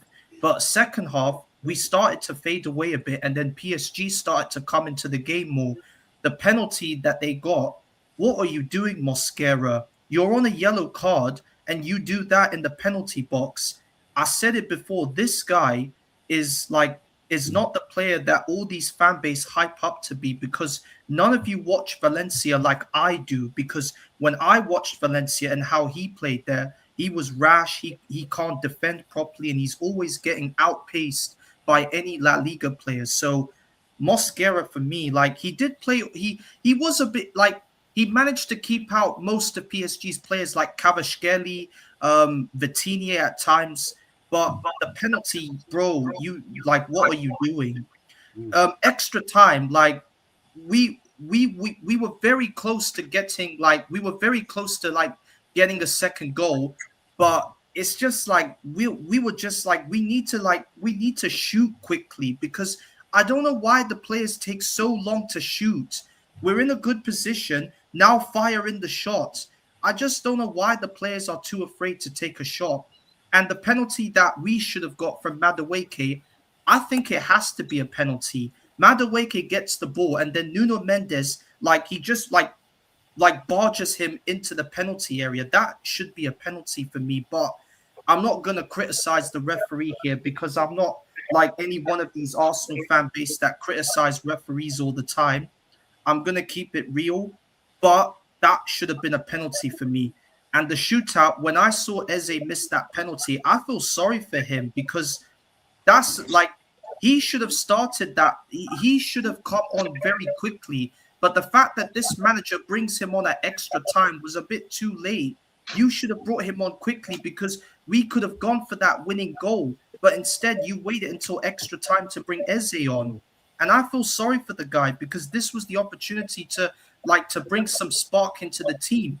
And when Gabriel missed that second penalty, I was heartbroken by it because I knew that we weren't gonna get that fourth goal. Macy, I agree. I agree with 100% of what you're saying. Absolutely, you're spot on. You're 100%.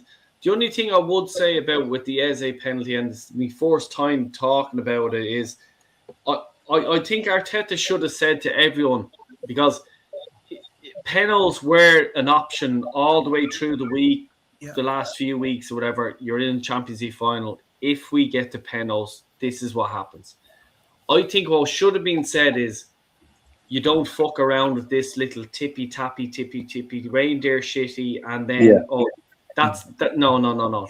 I want to see my players run up and blast it into a fucking corner, into a side, low, shot, high, whatever. But do something like that. Not this fuck. There's too much at stake. And I know, Del Boy. I understand. Yeah. And this is the reason why we're not very good at penalties, because the PSG goalkeeper Savarov, he's very good at saving penalties. Yeah. David Raya today, what are you doing?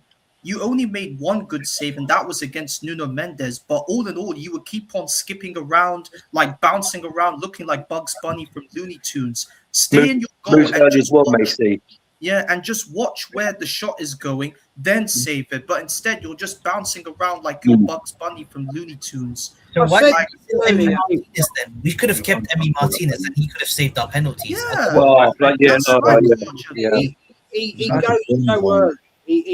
He telegraphs what he's doing.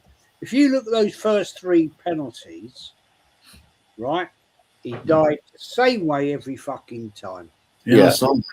Now that was like Petr Cech. That says to me, and let's get it right. Before we went to the penalty shootout, he's on the bench with a coach who's giving him information, saying, probably telling him, like, this guy's going to go this way. They've researched it, right? And Jez, first three saves, he went the same fucking way. Yeah, Jez, if I can jump into that, I believe that's what the point I was about to make. It all depends on the goalkeeping coach. Now, if anyone looks at the PSG goalkeeper, I'm not saying I don't think he's actually good or great at saving penalties. But do you guys know what he did? He called the bluff by not moving. Check all the penalties check what penalties we missed and the ones we scored. He stood right there. He did not move. That's what you call calling a bluff. He called the bluff by not diving. But what did David Raya do? He dived. Even do you the penalty of, is it Berardo or Merado? I don't know what the guy's name is. The guy dived before he even made the So it all comes down to the coach, the goalkeeping coach. He literally left the goal open. Every time. He called the bluff. Stay there. This afternoon on Rashid's channel, people were talking about, Manny was there, we were talking about, I said, please, no, we don't want to go to a penalty shootout, because Raya is shit. Yeah, he is at penalties. He's shit in a penalty shootout, right?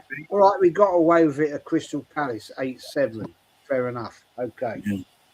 Look at the other penalty shootouts he's been involved in. Crap. Yeah. I mean, the guy, right?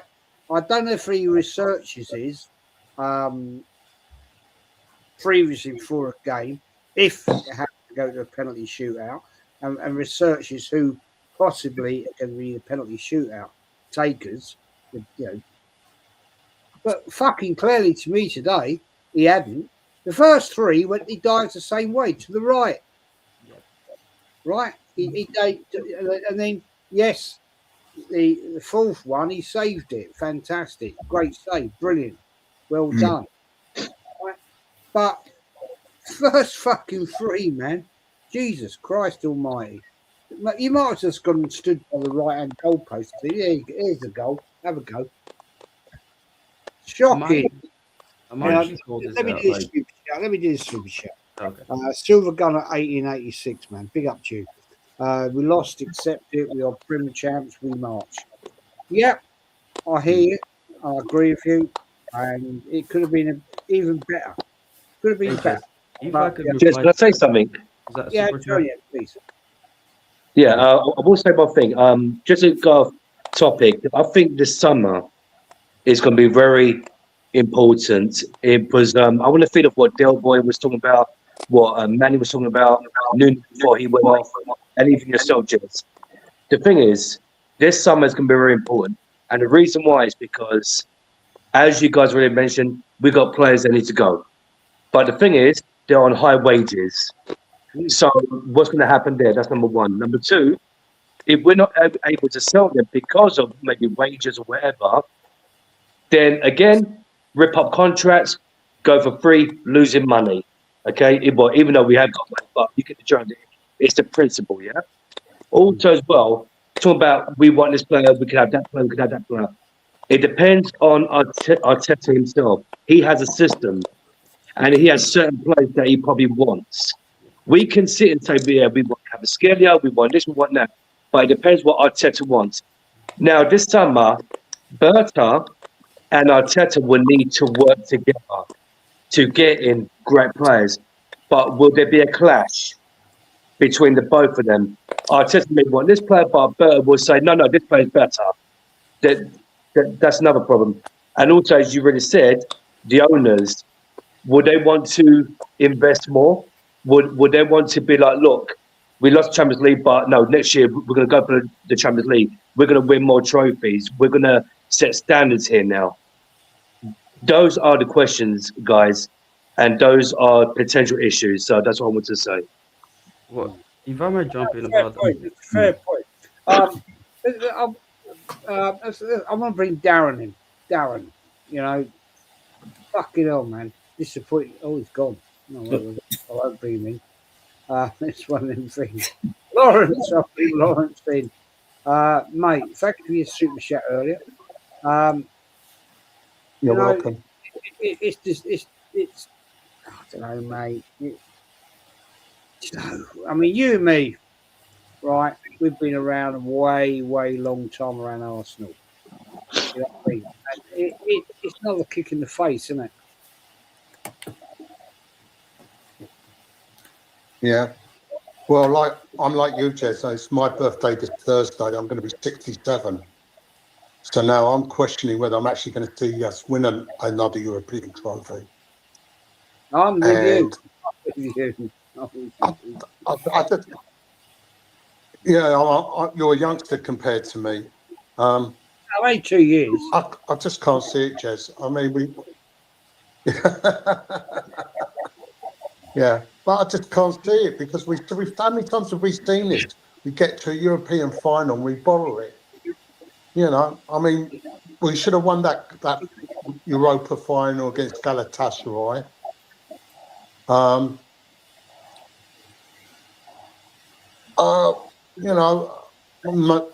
We didn't. We weren't all that good against Chelsea in Baku, but it's the same thing over and over again, rinse and repeat, and we never learn, or this manager never learns. I mean, why decided to make Eze take the penalty that early? I've got no idea, because we all know, as I said before, we saw what Eze did when he was playing for Crystal Palace. They got a penalty at Newcastle, and he basically passed the ball back to the Newcastle goalkeeper, because that's the way he likes to take a penalty. Why can't he just blast the ball into a corner or pick a spot where he knows the keeper's not going to reach it? Why does he have to be cocky about it and do a couple of side steps before he decides which corner he's going to pick? This season promised so much for us at one stage. I'm not saying we could have done it, but there was a potential to do a quadruple. Basically, we gifted Man City the League Cup final. We threw it away against Southampton. And even though we did win the Premier League, I thought we had a reasonably good chance of surprising PSG today. Yeah, we got off to a good start, as I mentioned before. But after that, what did we do? What did we do? I don't remember any part of the game where we actually dominated any part of the match at all. And as soon as it went to penalties, I knew we were fucked. No, I agree with you. I agree with you. Well, look, it was a very depressive end to the season for Arsenal. We're going to wrap it up, boys. We're going to wrap it up because we could go on for hours debating about aspects and things that at the end of the day, we lost the fucking Champions League and we're done, finished on that one.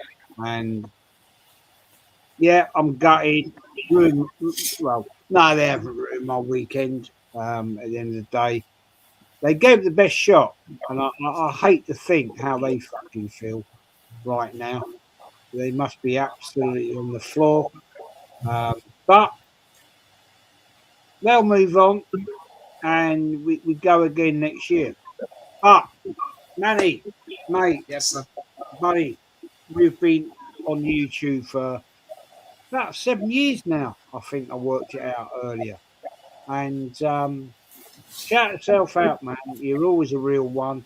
Probably one of the most eloquent people I've known on YouTube. Please shout yourself out where we can find you.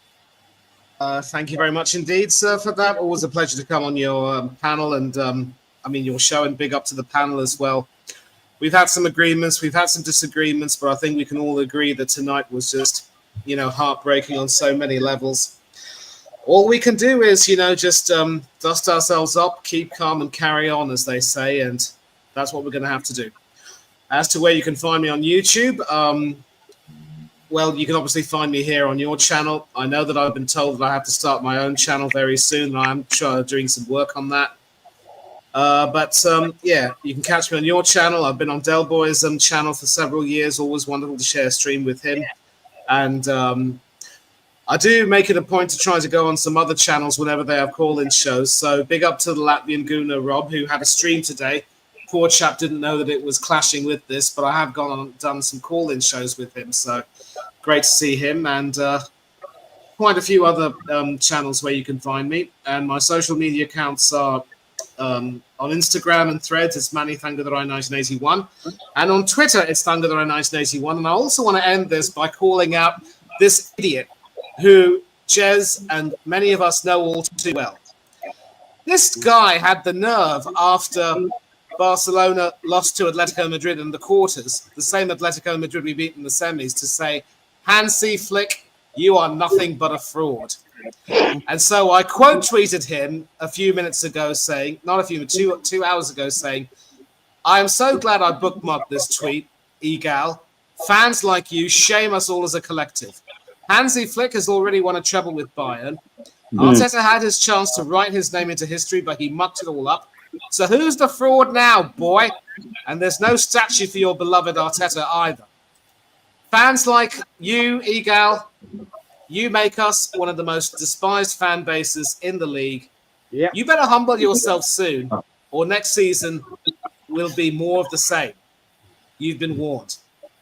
Thank you very much indeed, Jez. Thank you all to the panel. I'm also going to go to sleep. It's exceptionally late for me. I've been up all day and I need my sleep. But I will catch all of you very soon. I hope all of you enjoy the summer, enjoy the World Cup, enjoy the parade if you're going tomorrow. But just take care of yourselves, be safe. Don't do anything I wouldn't do. And as always, do unto others, you do others do unto you. Take care. God bless. Big up, Manny. Peace out, man. Big up, man.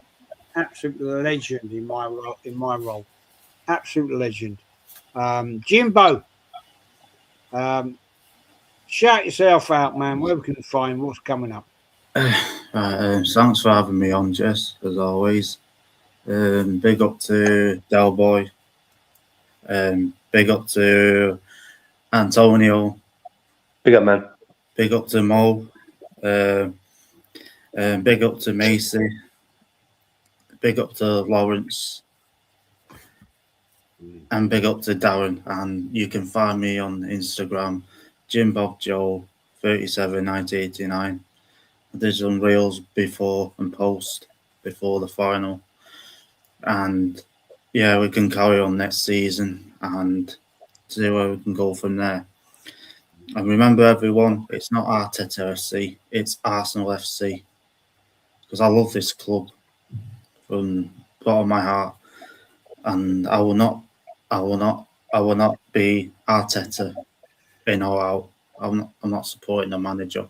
I'm supporting the football club. And the Gale, you say when Andy Frick is washed. Andy Frick won titles all over the place. Arteta only won one, and that was in a COVID year. So hold that, Gale. You absolute fraud, Gale. And that's all I have to say, Jez. No, I respect that, mate. I respect that. Yeah, that's the problem with the problem with the Arteta fan base. We're infested with mutants that talk absolute bullshit. But Mo, it's good to have a young guy like you on. He's got a open view, and I always like chatting to young fans. You know what I mean? The fact that you've got an open view and a different perspective, I think is the right term. Mate, shout yourself out. It's always good to have you here. And where are we going to find you, Bo? Big up, Jess. I just want to say first things first. Actually, I actually should have started with this when I actually came on and gave my say.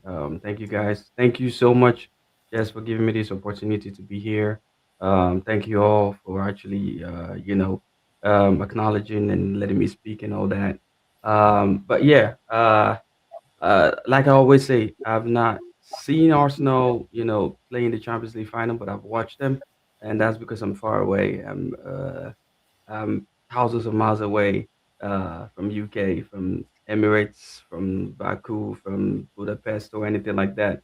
But I've been following Arsenal since when we first got to the Champions League final against Barcelona. That was heartbreaking. But according to YouTube, I actually do have a YouTube channel of mine. I'm not making Arsenal content because I feel like they're gonna cancel me because I'm gonna be costing a lot, and I'm not an Arteta's fan, as you can say. As you can see, I'm not an Arteta's fan. But I'm actually just a gaming channel. To be honest, I actually have heard some people say here, I'm gonna start subscribing to Del Boy and the rest of you guys once I get your YouTube channel and everything. Jess, I've been following your channel quite a lot. I don't chat, to be honest. I just watch you. To be honest, I'm one of those quiet subscribers. But it's great to be here. It's great to give my say to, to let everyone know. And according to everyone who's been saying about Eagle, yes, I've been following that dude. But yeah, I just believe he's on a payroll. That's all I can just comment. He's on a payroll because there's no way you can actually say what you say if you are actually being honest. And I'm a dad myself. I always tell my kids to be honest with themselves, be true to yourself. But if you're not true to yourself, then what are you doing to the society? But according to my gaming channel, you can find me at Mo Olawale's TV, and that's OLAWALE and TV. Well, on that channel, I get to lift the trophy playing Arsenal on EAFC, and I get to win the Champions League. If you know what I'm saying, but big up, Chess. Thank you so much for having me on this channel. It's been great. You're always Been welcome. awesome, man. Great. Thank you guys so much, man. Love you guys. One love. Do you know, I said this earlier, right? When I was on Rashid's channel, right? When I first went on YouTube on Lee's show 7 years ago, and then I sort of started my own show 4 years ago, something like that. And do you know what I think fucking amazing is doing this. Sarah's asking, do you need anything from the store? She's at the front desk. My call. Oh, hold on a minute. Hold on a minute. That, right? Like a woman.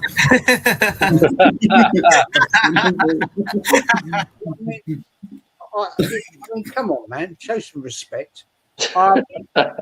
you know, I've met all these amazing people. Like, really, I mean, it's. I've met like 4 years ago, 5 years ago, Del Boy, right?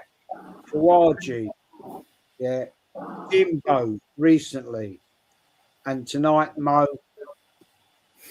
You know what I mean? It's an amazing situation.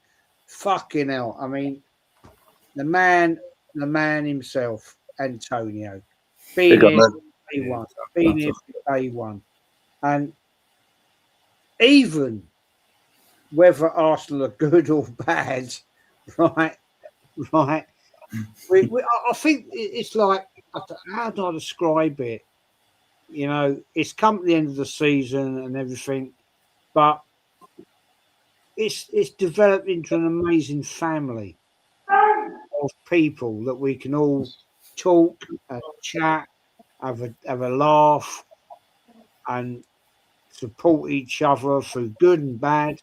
And I fucking love it, man. I love it because there's no way through YouTube, without YouTube, I mean, I'd have met you amazing people.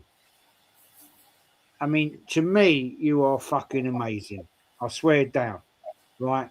Mama Flossie, all the people in the chat tonight, new people. With yeah, there's people there taking the piss. Of course, I'd take it. I'd have done the same. I won't lie, fucking lie. But it's amazing. Del Boy, my mate, my buddy, been here. Started on your channel before I even had a channel, man. And shout yourself out, man. Absolutely. Legend. First of all, I had to turn off Dolly Parton, had her in the background just playing there, like, you know what I mean? Working 9 to 5. That's all she was saying to me. So I had my mic on mute there, like, you know what I mean? But no, I was listening in. No, big, like, you know, it's hard for people who don't have their YouTube channel and stuff like that, and putting out content and stuff like that. Like, I have emotions. As people would know if you subscribe to me, I'm all in. I'm not half in. I'm fucking all in. And what you said there, Jez, is like, it is like a family, and like you're like a family to me, and like Mo, like, you know, and you know, Macy, you guys, everyone in the chat, you don't realize how much you mean to me, and I'm sure I speak for Jez and everyone else here, like, you know what I mean, that your comments even that you leave is huge. It's for me, it's like, let's say if you're on my channel, you're after coming on my channel, you're after looking on it, and you're after dropping a comment, you're after dropping a like, you're after dropping a subscription. It means a lot. Like, at the end of the day, I keep saying I'm only a fucking agent. I'm not nothing special. There's nothing special about me. I don't know.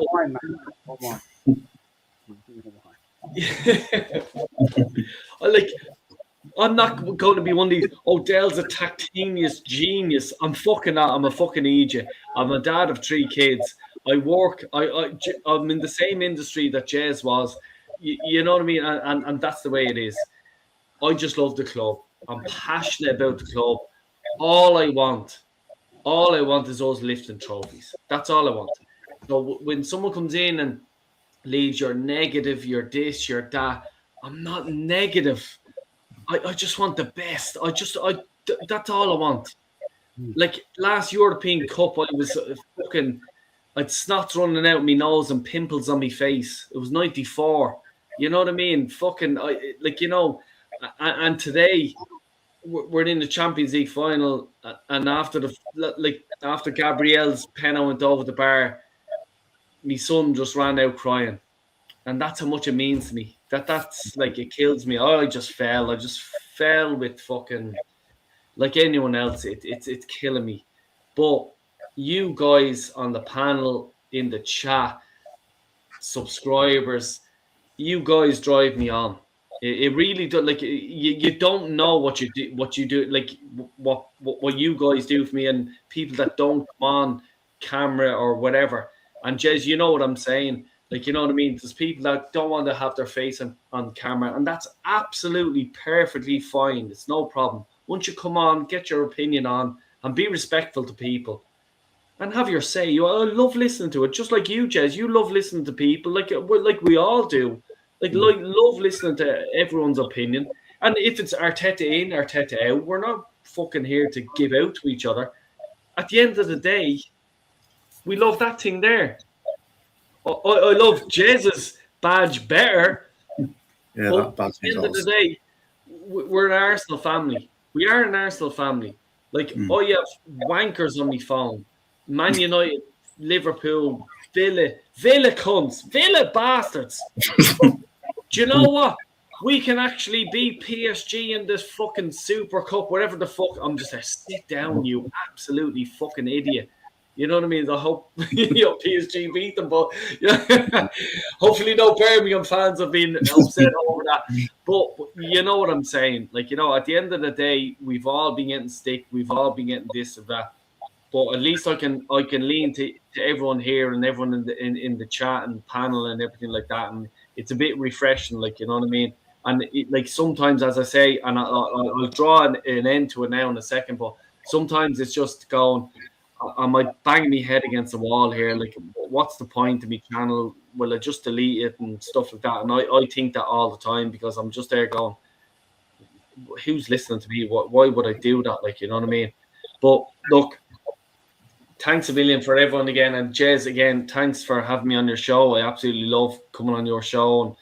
And I'm available to anyone else. Anto, get your fucking shit sorted out. Manny, get your shit sorted out. Like, you know what I mean? Let's get chatting and stuff like that. But look, Del Boy Gunner TV on YouTube. That's where you'll find me. And Jez, again, thanks a million for having me on your show. I'm going to mute me mic. I'm going to listen to everyone else. I'm going to have Dolly Parton on low. And I'll listen to everyone else, and I'll be subscribed to everyone else as well. Big up to everyone. And remember, look, Gunners, look, it's going to be a hard few days to get over this. We're still a family. We're all going for the one cause. Come on, you Gunners. Big up, everyone. Big up, Del. Mate, I'll tell you what. That. Yeah, I get that. Yeah, I mean, it's yeah. 4 weeks' time, I'll be out of the link. I'm off to our place in France, and so I'm going to be taking a big break out. I'll be watching the World Cup. Don't really do it for me. Sorry, but it is one of them things. But yeah, I might do a couple of streams, but I'm not sure. On that one. Big up Mama. Mama is the real one. Mama 50. My matching mod. She's the real one. Love Mama to death. Antonio, my buddy, my Godfather Jez. buddy, been here with me from day one. Absolute fucking real one. My friend. I've got so much time for you, buddy, because I mean, you were one of my first fucking subscribers. I remember it. The night, 4th of April it was. 4th of April. And you subbed up. Mate, shout yourself out, buddy, please. Well, first of all, Jez, thanks for your words. Thank you for having me on your panel. And I just want to say, like, your channel is just priceless. It gives us all the opportunity to come on here to have our say, to shoot the breeze of each other, to have a what's that word? A camaraderie. Is that when when you get camaraderie? Like when you get brothers together, and also it's given me the opportunity to actually come across you, Jez, come across like Jim, Quadja, Doughboy, What's the crap? What's the complete story? You know, Big up, man. Mo, nice to meet you, my guy. Never seen you before, but nice to meet you. And also Macy, my guy. The young one. So, and also Kwaja's the young one as well. So, but I just want to say, like, today it didn't end up the way we wanted. No.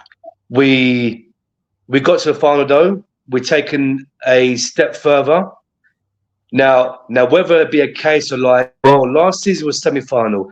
This year it was final. Next year it'll be where we actually win it. I don't know if that's going to happen or not. We've ended up with a trophy this season. That's the main thing. Premier League. We wanted both. We wanted a double. Now, just to, I don't want to be Arteta, but 2 trophies in 7 seasons, that just says it all about this guy. I'll leave it there. We need to reinvest in the summer. That's important. It's going to be a very important summer. So we'll see what we do from here. And I just want to say, Jez, happy birthday to your wonderful granddad. Rest in peace to him. Happy birthday to you, Jez. Jez, you know what? Tomorrow, I know it'd be bittersweet, but enjoy yourself with your family regardless, because your family is eternal. Arsenal, yeah, we have a love for our football club. Don't get me wrong, and we get upset when we see them not achieve what we wanted to achieve. But family is always family. So just enjoy your birthday tomorrow. Forget about what happened today, even though it may be a bit difficult. It may still be on your mind tomorrow. Don't get me wrong, but just enjoy your birthday. God bless you, Jez. And you can find me on panels like Jez's panels. Even on Dale Boys when he has his streams, I will go on there. Johnny's channels, Natstar Official. Who else is there? I'm missing someone out. Northside, and also Ruthless Gunner, aka Carl. In my Instagram is Antonio_unique79. So bless up to all of you, and it's an absolute pleasure being on a panel with elite fans. Yes, we have our differences, like we witnessed tonight, but it was more passion than disrespect. We're just passionate. That's what it is, because we're all on the same page. We want our team to win. And Jez, once again, thank you for your channel. Thank you for being a true fan, going way back. I learned a lot from you in regards to, like you said, when our football club, I thought it was Woolwich Arsenal, but it was Isle of Dogs. And I learned that from you, Jez. So I thank you for your knowledge. Like you, Kenny Ken, DJ B, even Shane Good himself. So bless up to you, Jez, for your channel. Bless up to the panel. Have a great summer, guys. And we'll go again next year. Thank you. God bless. Mate, honestly, I thank you for that. I really do. You know what I mean? I appreciate that. Thank you very much indeed. I tried to put the history back in, and yeah, I might do some history shit in the summertime, and everything like that. But hey, who knows what it is? Macy, mate. Shout yourself out, buddy. Where we're gonna find you? Unfortunately, Jez, I still don't have a YouTube channel to be activated, but I'm more than happy to jump on your stream anytime you want me to. And yeah, well, always, once again, Jez, happy birthday. Hopefully you celebrate your birthday in the most fashionable style ever.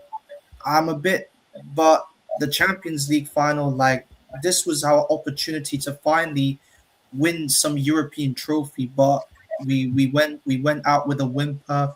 I'm not gonna be too upset by the fact, because PSG are just too good. Like they're just an elite. They're just like better. Like we gave it a go. We tried our best to like show them that we are on the underdogs of the final.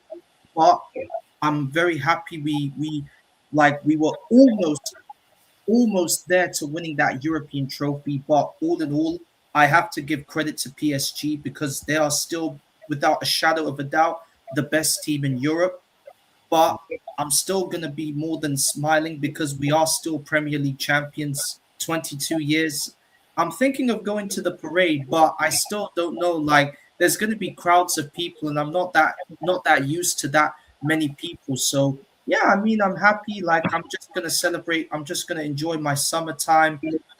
Like stay out of the sun too much because like this heat wave is becoming a massive problem. I'm a bit sweaty, and I just went out earlier to get some ice cream to cool myself down, and I also got myself some water too to keep myself under control. So yeah, I'm happy. Like we Go and finally, enjoy it, mate. Go and enjoy it. of Go and Enjoy. course, Yeah. anytime, Yeah, anytime. mate. Like I'm just Go and happy. enjoy it, man. Yeah, Just thank you, go Jez. and Big enjoy up. it. Yeah, You know, thank you so much, Jez. yeah, just go and enjoy it, man. You'd love it. You love it. You love it. You love it. You know what I mean? It's a one-off occasion. Just go enjoy yourself, man. Of Just go course, of Yeah. course. You know what I mean? It's going to be an amazing occasion. Yeah, it's going to be very busy. Yeah, massive. But yeah, go and have a good time, man. Go and have a good time. Yeah. Tomorrow, I'm 65. Happy birthday, Jez. Happy birthday, Jez. Enjoy it, man. Enjoy it. Enjoy it. Enjoy yourself, Jez. Yeah. Jez. Yeah, don't get too Enjoy it. pissed. Not just my man. 50, oh, mate, 50, it's called 58 years of pain. But you know what I mean? It's one of them things, boys. But yeah, I'm gonna have a good day tomorrow. I'm gonna have a fucking good day You deserve it. and all that. Hey, Jez, are you going to have any streams during the summer? Maybe live streams, maybe for the World Cup or anything? Yeah, no, I will be. I will be. Yeah, no, I will be. Yeah, I'll I've be been watching it on telly. doing shit.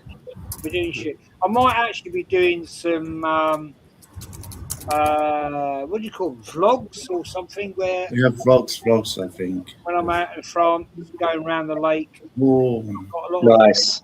nice. mates. Wow. Oh, I subscribe to a couple of fishing channels, hmm. and some of the boys that I subscribe to are coming out this summer to fish in the lake. Oh, fantastic. Nice. So Brilliant, Jez. Yeah. That's nice, Nice. mate. I might just do some vlogs on that. I might meet up with that fucking Paul I met last year. Face to face. I hope not. That was one big fucking bastard. And that was a Mexican standoff, that one. It won, I didn't. I walked off. And, yes, I might do a little bit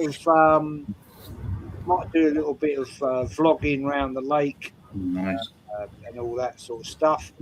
See what's going down and everything. So yeah, it's going to be out. We're out there for I think for a month, all being equal, and yeah. So looking forward to it. It's going to be fun. We like to. Hopefully, the plan is last year we wanted to go to Geneva and the fucking car broke down. We never got there. But Hopefully this year we might get there. But what wasn't broke down this year? anyway, there we go. Never mind. Move on. Gentlemen, it's been a pleasure. As in, was it the Titanic thing? It's been a gentleman. No, gentlemen. It's been a pleasure playing with you tonight. Yeah. Yeah. Yeah. And I wish you all the very, very best. And we'll speak soon. Take care. Jimbo, Kawaji, fucking Big up, legend. Jez, man. You are a Brilliant, just. legend. Big up, Jez, man. Mo, Big up, Jez. great to have a young man like you on the channel. Thank Honestly. you. I appreciate it. And I'm subscribed to your channel, Del Boy. Del Boy, absolute fucking legend in my book. Antonio, Big up to you, Jez. what can I say about you, man? What can I say? And yeah, Macy, gentlemen, we're gonna get out of here. I'll get a copyright this again, but I don't fucking care. You must just ignore it, Jez. Who cares? Come on. Yeah, who cares? Ignore it. Who cares Just ignore anyway? it, Jez. It's not like you're in big trouble, but everyone. Some people get I done for really don't copyright give as a well. bit, to be honest. You know what I mean? If they want to do a copyright of my outro or my intro, fuck bollocks. Who cares? They're